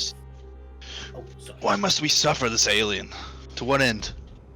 Unfortunately, he has no backup character. I was going to... Shiban's head pops on the wall. A poor for them. May I point out a Go on, question Clint. to answer both your concerns before you disagree with everything I say? Do you have any allies close or apart? Do you have any factions or chapters, allies that you can get in touch with before or after the Imperial Fists? Regardless of the word of a dead High Lord, my chapter, the Sin Feast, have always turned themselves against the words of the bureaucracy of the Imperium. They would harbour us and make their own decision. Of this I'm certain. Cadigan would raise himself off of his seat. There are many depths that I will stoop to in order to enact the work of the Imperium. Reed is no different, even though she looks worse on it. Bitch. Quite so. However, there are certain acts that I will not. I will not kowtow to lowering ourselves to such a point where we take instructions not referencing you, Commodore, but from any Corsair or orders from any rats of a Xenos. Our focus here should be to clear our name. Actions which I have already attempted, which will be likely less than successful, but at least an attempt where we are not pulling ourselves into more question than we already are. I completely understand. I don't want to sully any of you. To be bluntly honest, I don't really want to drag you down. So, it is you not. all don't have that kind of.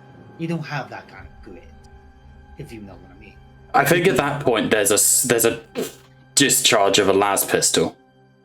As Calliope, lazily fires it in the air. Enough of this. Mother, you are declared heretic before the rest of us. No offense, you're not objective. Cadigan, same applies to you. Commodore, I appreciate that it is within your nature to immediately scurry. That you are doing what Eldar have done to survive. That you are running, and that is fine. But we cannot listen. Xenos, I am agreeing with you, if you would allow me to. Go on. We cannot put our faith in... Respectfully, Commodore, a pirate. You are sanctioned. This friend of yours, and I say friend in the lightest of terms, is by no means a friend of ours, and I'm sure will extract a heavy price for housing us. Plus, there is, of course, the moral nature of our standing that we must consider. We are not traitors to the throne. Traitors to the Imperium, perhaps, but not to him. Not to the Emperor. Not to what matters. We need something foolproof. We need a document. Something that tells people that even whatever we are not the enemy. Now I can think of but one document that would give us such authority, and thankfully it lies in the hands of an ally of ours. Brothers Aegis and Monteo will know of whom I am speaking. You mean Aura? Oh, was Hisrad there for Aurak? Yes, he was, wasn't he? Hisrad was, yes. And Hisrad, but unfortunately he's currently hitting the griddy. You just hear the sounds of the griddy in the hallway. Even in death, I still serve. Monteo will raise up his hand. Which, little stump. Do you? Well, actually, there's one. Yeah, I know. I'm just fucking with you. Do you mean Aurak? Oh, yeah. Indeed. It is my opinion that our greatest chance of recovering from this debacle is under the protection of rogue trader and sole survivor and heir of House Redwood, War Boss Aurak. Yuban goes, what? You see a few people step back. Fool would probably have a visible reaction. But you see Kalis nod. But the biggest reaction is Valadin, who goes, no. The communiques are real. And Calliope goes, the communiques? And Valadin goes, 4 solar months ago, we received a data packet in the solar orbit, a request for entry into the Sol system from a pilgrim vessel that wanted to make its way to Terra to beseech itself before the throne. That vessel was the profitable Endeavour under the captain Aurak. An orc. Oh, the Commodore was just leaning going, oh, that's hilarious. There is a silence that falls across all of the NPCs. That is brilliant. Orin is just fucking pale, I don't want to live in the Imperium anymore. So, there's Asinos Valadin will access the hologram and try and access his own sort of backdoor data files.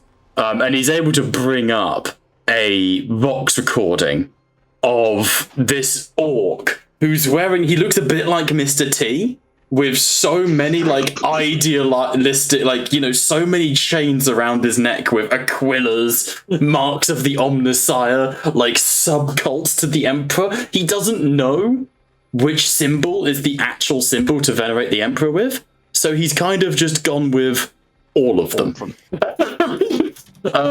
And you see him go, now I'm here to go and show me respects to Big Daddy Emps on the throne. If you could please contact him and let him know I'm coming, I'll be breaking into real space in roughly 4 hours. Me crew tell me you've got a of Adeptus Astartes, the Imperial Fists. Now, I'm friends with the Adeptus Astartes, so would you please tell them that an orc war boss would like to say mine cuts. When was this? 4 solar months ago. Can I just say, Valadin goes, we, of course, intercepted and sent him back away from the solar borders. Oh, that's funny. I'm sorry, but that is hilarious. Out of interest, Cadigan, were you there for Auric? I believe you were. I My was. voice mod isn't on though. That's so annoying. It's the He's doing something weird. It's because I've got the voice isolation shit on. Because it was too noisy. I'll turn it off. The auto gain. I don't know how to change all that. I'll just fix it in the background noise reduction. And Cunningham wasn't there. It was Nihilus. It was Nihilus, yeah. Sorry. No, go on, Liam. Go on. No, because even if not, I want to know Cadigan's reaction to this. Hilarious. Are you telling me, Reed, that there is an orc? It's like sinking into her chair. With the Emperor's holy god. Liam, have you seen I think it's Johnny English 3 where his chair just slowly sinks below He's just like leaning over, like just full hands on the desk, leaning at Reed. Are you telling me, Reed, that there is an orc with the blood of the Emperor using a warrant of trade? And you allowed it? It is complicated. The orc in question is a devotee of the Levitio Divinitatis. He is a devotee of the Imperial cult. This is not unheard of, Cadigan. You and I have both served alongside the Emperor's Greenest, and indeed there is a Xenos in this room who works for the Imperium.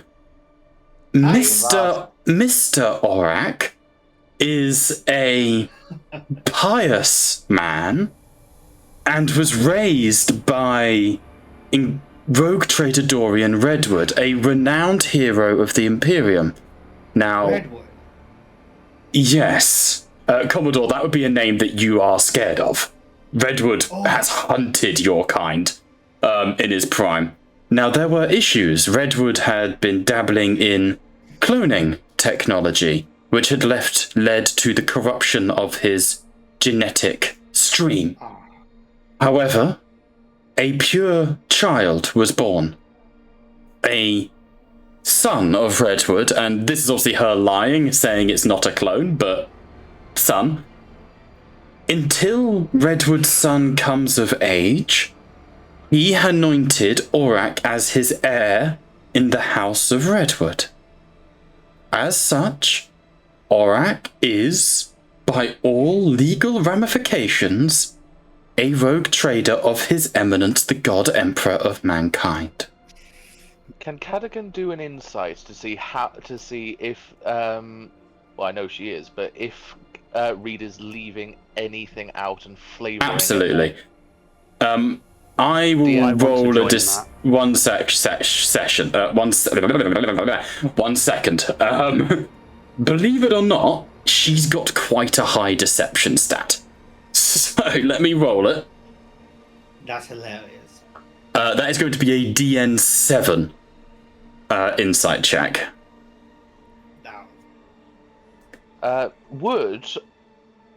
Because I'll flavour it as such, would I be able to get appealing to social betters on this one? I'm going to be sucking up to her a little bit in order to reveal more truth if I can pass it.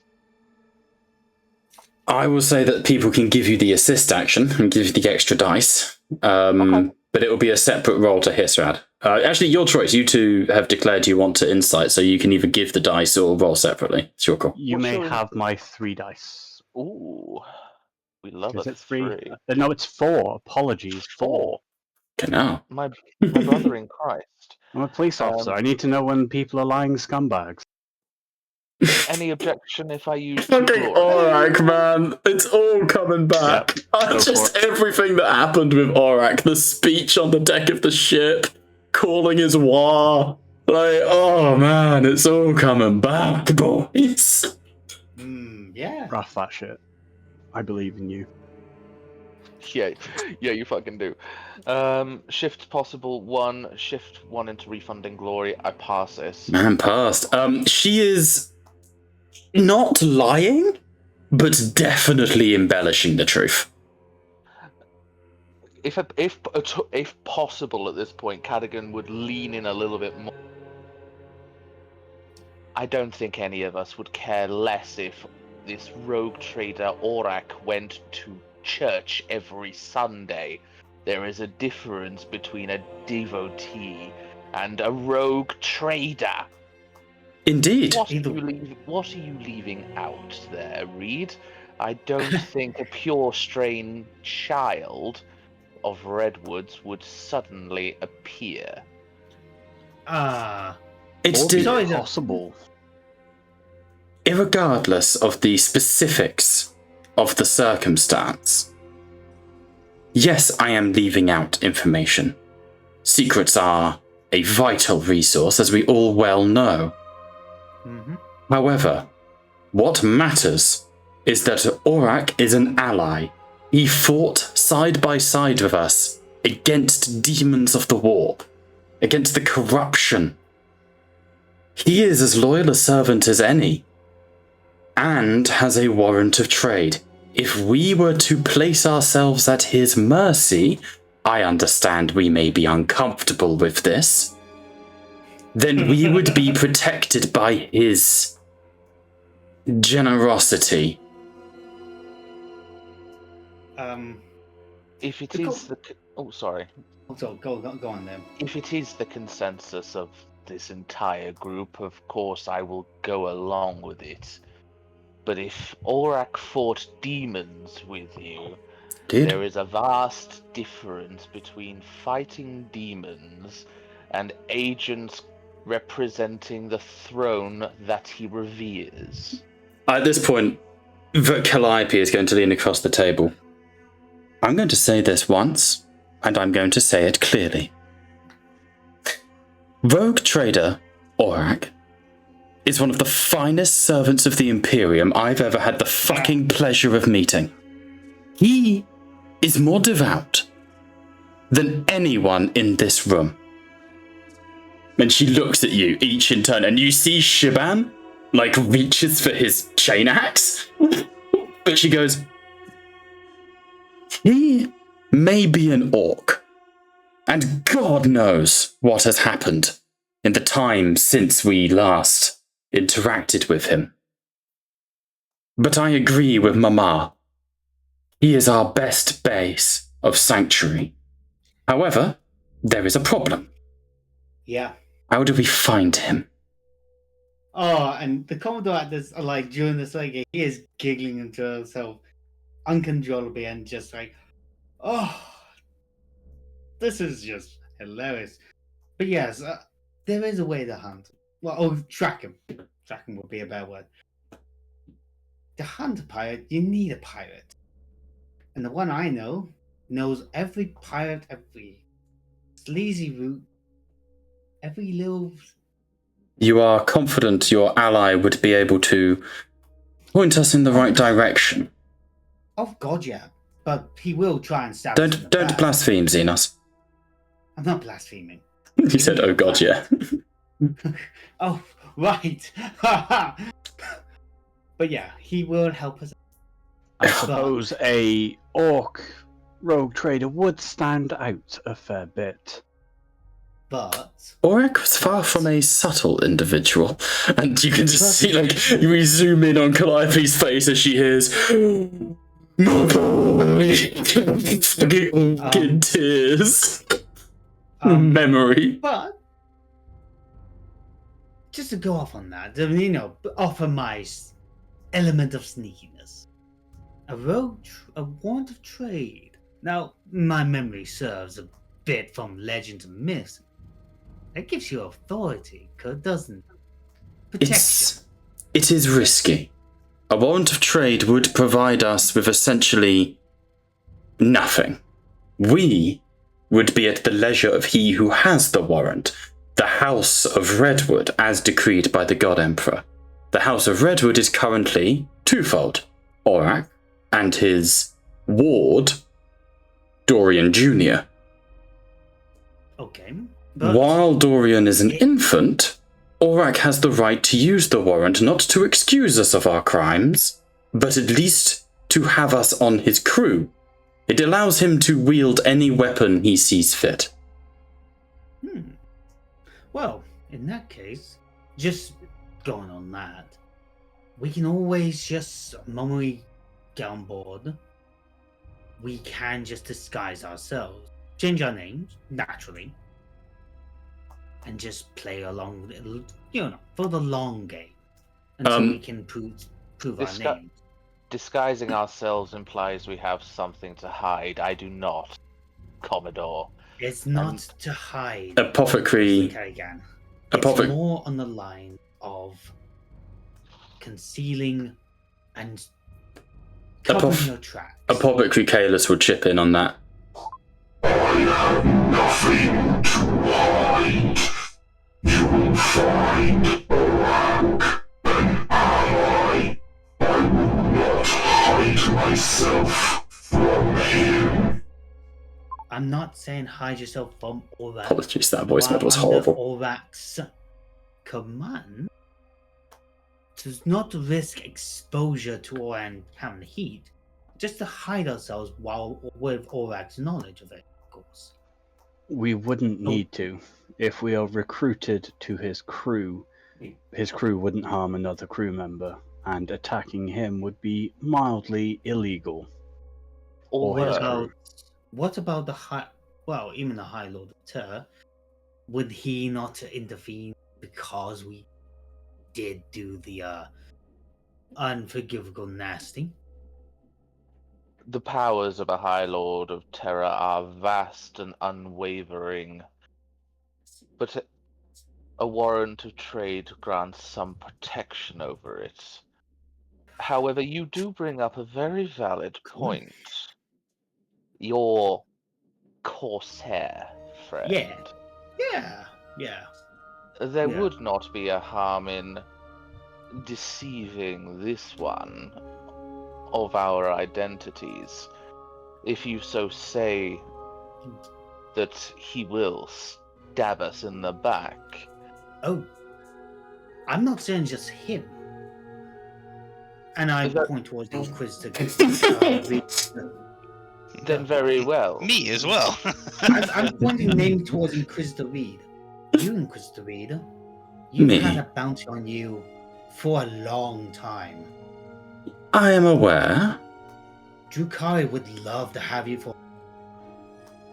And they raised it because they want you. Are you implying that you bring me and trade me to your friend? If this is some lackluster attempt to get back in your friend's good books, I remind you, you live by my grace alone. Why would I want to get back in the good books with the fail flies? No offense. They're fucking nuts. Even for Drukhari standards, nuts. And you want us to go to... I think Cadigan and I are on the same page here, and you want us to go to this person? Going to this person is safer than going to them. My point is, Commodore Reed, I thank you, is that if your friends are going to stab us in the back, we use whatever means at our disposal in order to get their assistance, and then take care of them after. We take care of Corsairs, and then we get to Orak. A win-win by Malleus books, at least. But not by Xenos books, my friend.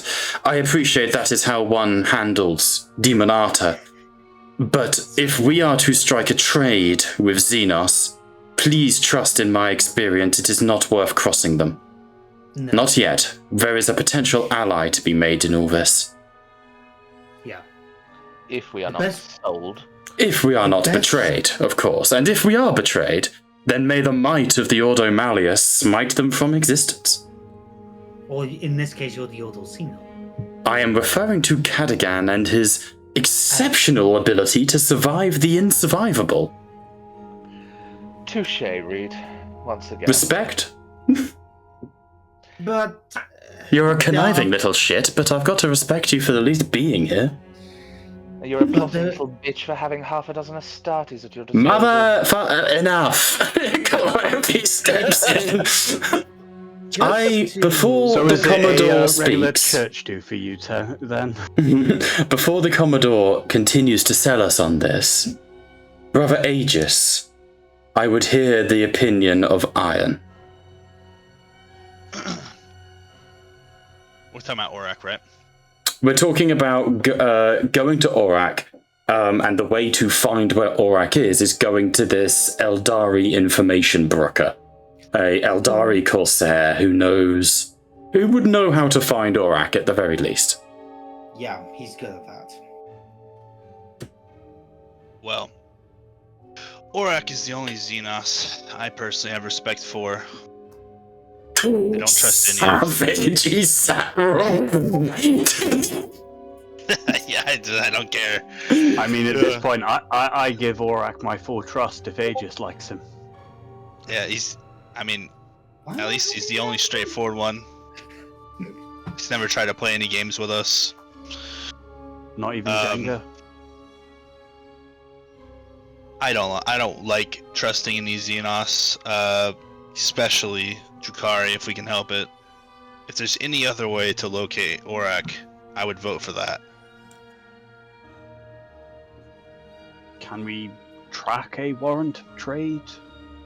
No. If that was the case, the Drukhari and Eldai would be all over that shit.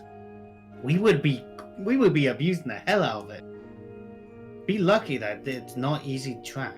Calliope looks at you and goes, if an Eldari was to steal a warrant of trade, the entire might of the Imperium would finish off what your god failed to do. Understand, your species exists only because we get tired of you. Based. And just to be kind of honest, so the moment you get into combat, it's hard to get out. We don't need to go in. You're so busy killing your own kind, all we have to do is watch the rats turn on each other.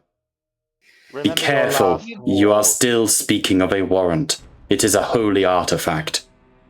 Remember your last wars, Commodore.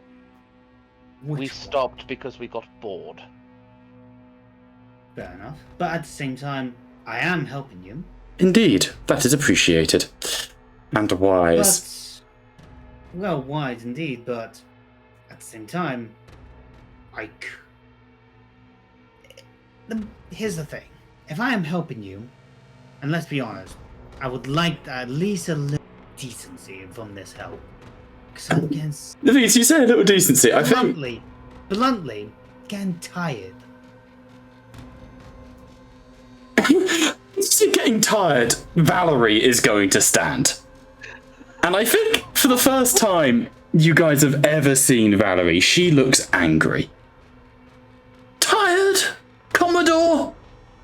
Tired? Why? We dug you out, chained to a wall.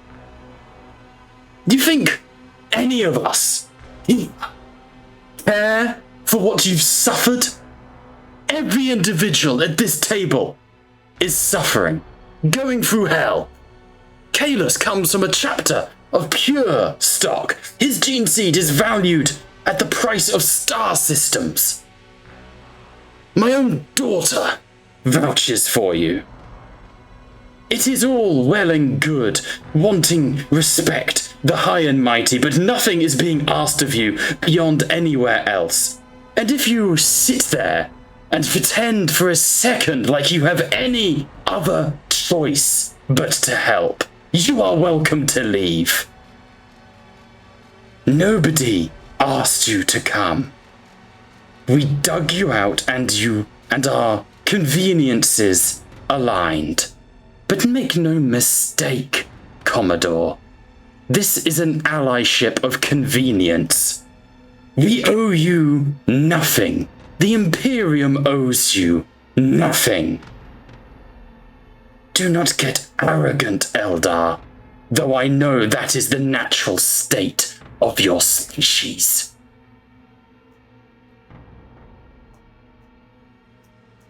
Allow me to put Fair it in enough. real terms.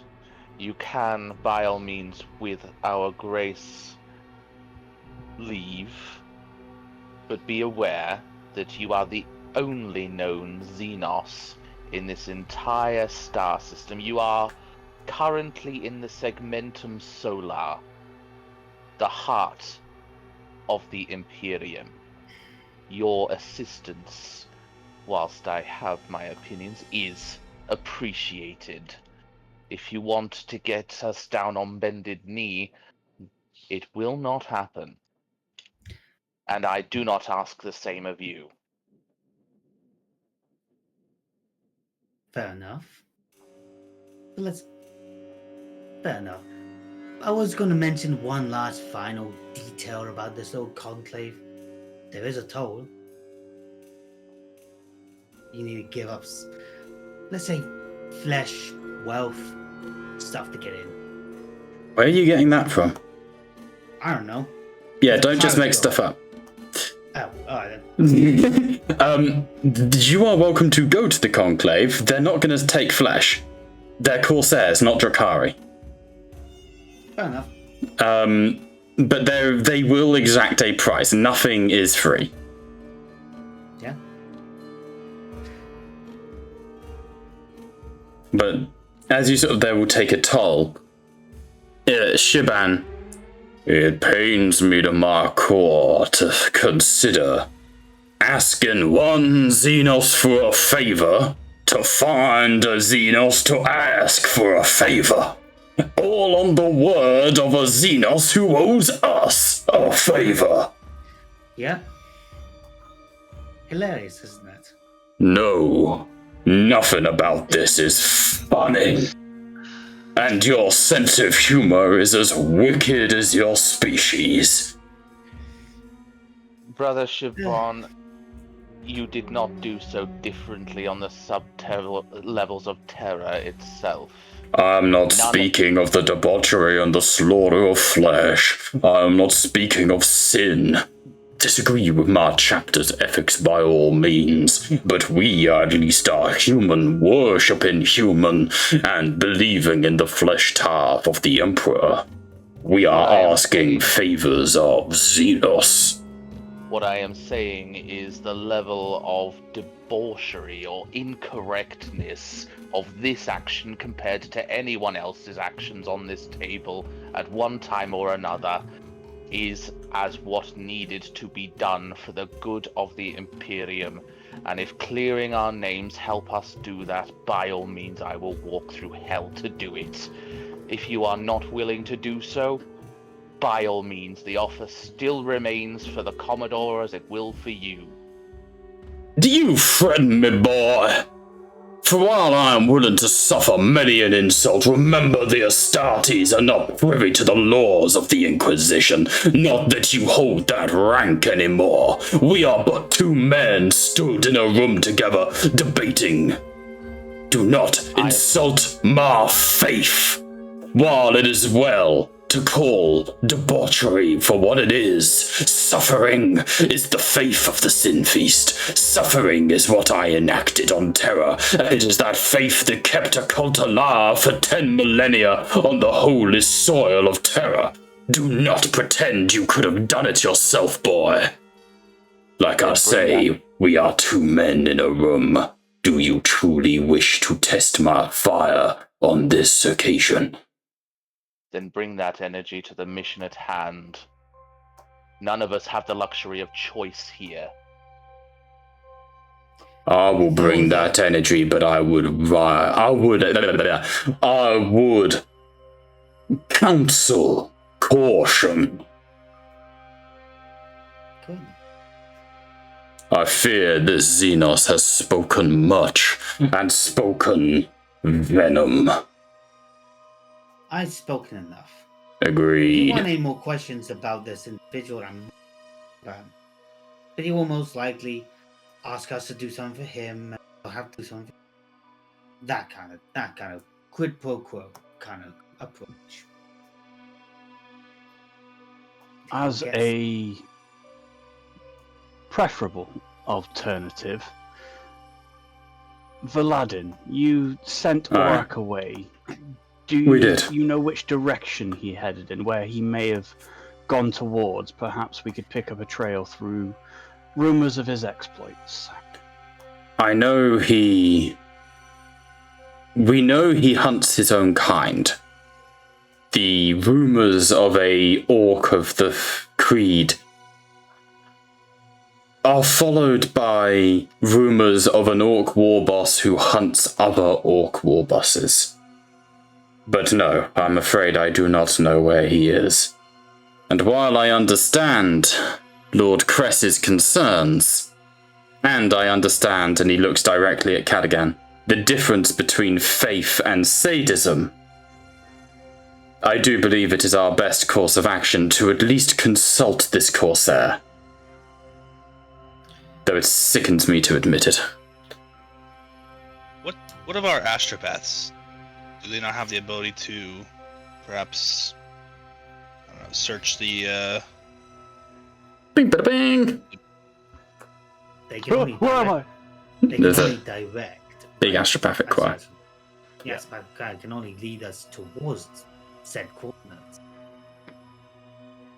An astropathic choir, this is Bob talking, an astropathic choir could potentially get you an angle, but it's not going to be something that's easily done. They're also not reliable. Astropaths communicate via metaphor. You might receive, you might be like, where is Aurak? And you'll get visions of fucking Pandoric, even though he's not there yet. You see? So it's one of these things of, it depends how much faith you want to put into the word, into an astropath. It's not a reliable source of communication, or tracking. It's not a reliable source of communication. It's an even less reliable form of tracking. So there's no magical psycho bullshit we can pull. There is, but you're looking at, if it goes wrong, you're looking at a warp incursion. Yeah. Orin may be onto something, though. Reed, did Redwood, the old dead one, Yes. did he have any stationary locations of interest that could be a valid place to start if those are still active and trading, or I imagine he would. they would at least know where the current Redwood, Aurak, would possibly Potentially. Then you would As you most know, likely- Dorian and I were intimate for quite some time, and you see Valadin behind her back. However, he never confided in me such locations, and I would be nervous to make assumptions of them. He would have dealt and traded with Xenos, this is true. Commodore, this conclave, is it... Oh, God, I hate these words. Is it a big one? Is it somewhere that Redwood may have gone? Because it is less likely he would have set up his own stations, and I think more likely left agents on places like the Conclave. I know, for example, he had agents on Astartes recruiting worlds, Mancora, and the like. I was How big- about to get to that, actually.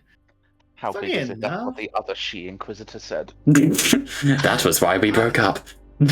I was actually wondering when someone was going to ask where it was located. Yes. But to answer your question, it is relatively big. It's a nice little hidden away part that we have to go for a webway or the crook. I'm not going to say the name. I'm going to keep that to myself. Okay, so you don't have to go through the webway to get there. It has access to a webway gate. Oh, That's right. The big thing that I messaged you, Clem, is this place is one of the biggest hubs for trading because it orbits a black hole, which fucks over specifically the Imperium. I was about to do that. Yeah, no, I just wanted to be clear. That's its main defense. The gravitational pull of the black hole means that translating in from the warp is very dangerous if you were to do so in like an aggressive manner. You can translate a few days away and then travel there and you'll be fine, but you can't like surprise attack a place like this. Okay. Just that's kind of why it's so defended. So yes, it is known as this is Tortuga. Yeah. I was trying to get a train of thought until it's a big place. And it's it's hard for most Imperial vessels to get to, and it's dancing around on the edge of Black. Very hard to get to. With a few coordinates, we'll be there in about 3 or 4 days, max. That's until someone decides to complicate the ride. Or like a month, but yeah. Yeah. Of travel. A month of So travel. warp travel takes a long time. Time, space, fucky. Yeah, space wibbity wobbity stuff. But we will get there. How close to this black hole? Do you really want to think about that? It is on the event really horizon. It literally is in the Goldilocks zone. My concern is it is well noted in the sciences of both the Mechanicus and Old Terra that the closer one gets to the event horizon of a black hole, the faster time progresses outside of it. I do not want, and I'm reasonably confident that Reed would agree with me, I do not want the whelp of Castellus the opportunity to consolidate his power. Reed. Like I said, don't think about it. Reed nods at Calais and goes, "Not thinking about it, Xenos, is not an option for us. However, because the problem was not defensive, if you listened to Inquisitor Cadigan, he was talking about time dilation. Calliope, that's much more your... And Valadin? And Valadin goes, "Indeed. Of course, the Imperium has always, and it burdens me to admit this in front of a Xenos, struggled with differences of time across our vast empire. The trouble I think we will meet, Inquisitor Cadigan, is even as we leave Terra, we run the risk of time dilation. I fear it is inevitable that Pertinax will consolidate his power. But he will also have to prove it, and that puts us on an even footing. He will be desperate to prove himself every bit the so-called hero his father was. And so with that, perhaps there is time to be bought. But I agree. He will go from a problem to a threat. But time is a resource that we have. We are in no rush. Vengeance will come." Good. It's also conveniently next to a nice little webway gate if we ever need to get a quick exit. Convenient. Or if we need a quick exit, no offense, Commodore, I'll simply throw myself into the event horizon. Oh, trust me, you're gonna love it. Calliope goes, "I have travelled by a webway but once before. Long time ago when I was training with my father. It is not a pleasant experience. It is just as deadly as the warp, and it should not be undertaken lightly." Yeah, I've been in them. It's not fun. And he will just pull on his armor to reveal what did we do with the amulet of suffering again? The what? Amulet of suffering. They're like embedded in your chest, like shitty piercings. So he pulls it off. Tears it out of his chest. All right. No. He just peels the armor. He just peels the armor a bit, just to show everyone the hooks and barbs, when you're in the webway, it's bloody hard to concentrate to get from one point to the next. But you just have to keep yourself going. As a warp artifact, if my memory serves, would not Katagan recognize this? You'd recognise an Eldari Soulstone. Yeah, the Amulet of Suffering. Oh shit, that's what you're referring to. Sorry, I thought you were talking about your Soulstones. Oh, the amulet. Yes, the amulet is like embedded in your chest, like a Spider-Man symbol with its legs dug into you. Yeah. Katagan, yes, you would recognise this as and Vareed would as well, as a Drukhari torture device. When you say you all suffered, that hurts every time I go. Like, it hurts. Well. I can see that we're going to be taking a few trips to the webway. Question. Sorry, I'm really sorry, and I will allow a retcon. Benjamin is in this room. He should be. Because all the NPCs are. There should be Augustus, there should be Benjamin, all of them. I will allow a retcon because his token wasn't on the map. But Kaleem, do you want to reveal an artifact of Avalos from his personal collection? Sake of this is why I'm saying I will allow a retcon, because his token wasn't on the map. For the sake of safety, I called only salvation. I don't think they would obey that, respectfully. Balls. They're all in on this. Everyone's here. It was a pleasure to know the Commodore. No, I'm allowing a retcon because token wasn't on the map. That's my fault as DM. You could refer to it in the sense of, like, there are tortures within the webway that, you know, they're different to the warp. Like, that's fine. You can make the point you're making. Just don't reveal the Amulet of Suffering, because if it falls out, we'll go, the fuck?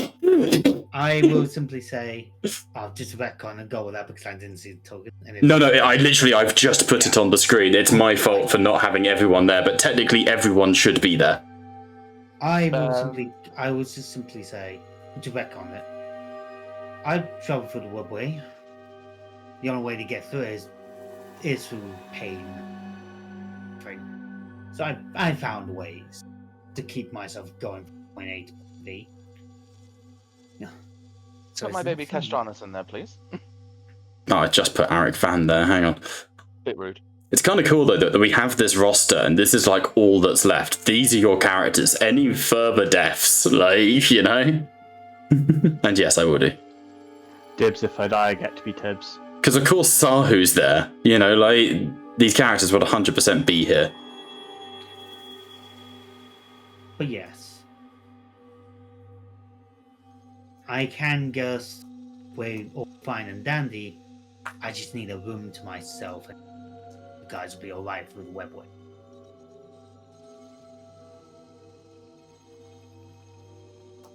Is that fair? There's a few murmurs of assent around the room. What's there? Good question. Why is Dr. Cuts there? It's me. He's having a huddle.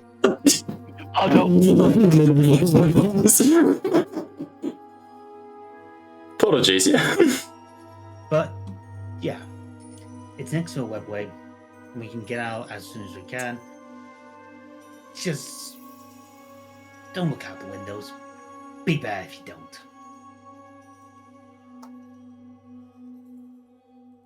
As much as it pains me to admit it, it is the best choice. Your advisement has been valuable, Commodore. Oh, good. Oh, As shit. Holograms is the idea. But my reservations remain, and my intent, should we be double-crossed, is to exterminate as many Corsairs as possible. Good. As long as he dies, most of the crew will back down. So, Most of them. with that decided, you begin the the voyage towards the Elysian Gate, drifting to join shoals of starships. You are... What's that? I'm gonna just send the coordinates to Tibbs. Okay, I mean, he knows where the Elysian Gate is. You're not there yet. Like, you've had more. You got to get there first. I ain't wasting this prep. Sorry, Bob. Whilst en route, what was the captain's name again? Because is that the character sheet that I sent you? Dad. No, it isn't. Sorry. No. You can have. We can use that one if you like. The captain is Longshanks Montgomery Tubbs, but we can easily mess with that if needed. No, I forgot about that. To be blunt with you, I forgot. No, it's fine. Captain Tubbs. Oh, he's... yeah, hello, Pedro Pascal, yes. Not my name, but... What you look like. Why, thank you. The ancient texts of terror have long been stuck together through tales of Pedro Pascal. He's very anxious, especially around the Adeptus Sororitas. Gets a little handsy. It's not his fault. Tubbs stands and goes, my lord, yes? This ship No. emits a unique carrier frequency. Should we be tracked for any reason? Does it not? Tracked? Yes. Should an unfortunate event happen, I would like, as we have separately discussed, I would like you to alter several servitors, and should we be identified, eject them out into space in different directions. Sort of a distraction beacon. Yes. Right, so he looks around the room. Wine, Lord Inquisitor? Offers you a glass. He offers you a gentleman, I see. Cigar, brandy. Lights up the biggest fucking doogie you've seen and hands it to you. Like full on spliff. Captain Tubbs, is Yes. this This is purely medicinal. no. Is it the tobacco variant, or I believe Old Terror? What was it? Just let me check my data. This comes from the spice fields of Ralligan. It's the Emperor's Greenest, sir. I'm not perusing marriage, no. This is indeed Marigawina. No, it's 420 somewhere in the galaxy. I'm so- going to do a quick insight to see if I can see if the wine's been poisoned in any way. It's not been poisoned. You're gonna get high as fuck, but it's not been poisoned. He closes the door and he goes, "So you're an Inquisitor? The real, the Inquisition's real." Oh yes. Right, cool. Good to know. That's all I need to know. And So we're nine going times to up. embark on a little bit of skullduggery. So 9 times out of 10, many people who know the Inquisition are shortly dead thereafter. I would like to ensure that that is not the case for you. Right, well, watch Tibbins. But we're going to be embarking on a little bit of skullduggery, you know? A little bit of, right up the rim, hop toe and fuck the Xenos. Well, I am sure you've read the old fictional data slates back at some of the Cogitator Academy training sessions. Yes, so. Right, and I'm to understand we're doing this a little incognito off the books. Preferably. Say no more. Inquisitorial business, very good. Right, in that case, we're going to run a false flag. We'll broadcast at all frequencies to lock out any sort of vox loud hailing. We'll get those distraction servitors made for you, sir. We're no longer the Martyr's Oath. We'll run under a different name. Let's call it the Balm of Pyphos or something. We'll come up with something. What? And he stands. Let's have some bloody fun! And the captain goes full ride or die. One last hurrah! I'm going to die tomorrow anyway. Not if any of us have anything to say about it. No, I'll die tomorrow. Honest. It's set in stone. Looks at you in straight genuinity in his eyes. Is he 2 days from retirement? No, but I'll always die tomorrow, but thankfully, tomorrow always becomes today. And he tries to wink and just aggressively blinks at you. Oh, God, my eyes hurt. Right, let's get this wank into the warp. And as he sort of begins to, like, as he begins to broadcast false colours, the Martyr's Oath, like, puts up the wrong flags, begins to go undercover. The crew are a little nervous, but he's there going, "What, you've never run a skim underneath the Imperial blockade before? You've not lived, Tibbins. All they'll do if they'll catch us is torture us, kill our families, and make us watch. Not necessarily in that order, and then maybe we'll get executed. All fun. Cadogan would chip in on that. Extra emphasis on not getting caught then, isn't it? No, you're spoil sport. But yes, they start sort of faking the name of the ship, and they're able to slip by. The captain seems to be a little bit proficient in this, and I will end the session with a no need for an insight check. This ship was bringing refugees here to Terra. You guys never really dug too deep into that, but there were a lot of refugees on this ship. Almost like they were being smuggled in. Oh. And with that, we will call the session there.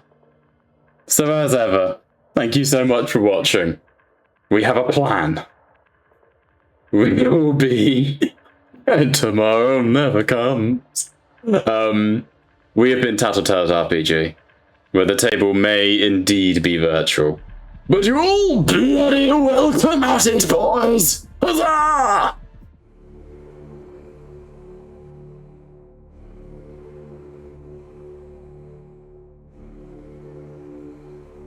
Finally, it has come. That which we feared most. You told me a long time ago, old friend, one must always leave one's mark upon a plan.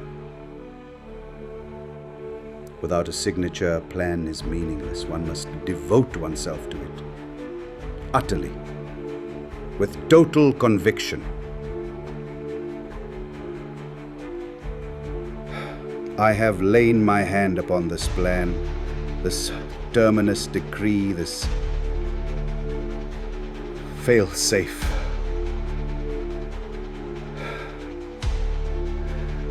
I pray it will never return. For when it returns, the galaxy will never be the same again. The fires of war will have been to embers as to what is to come. My sigil rests alongside your own. We have both given ourselves to this. I offer no comfort. Make no mistake, it will return. When it does,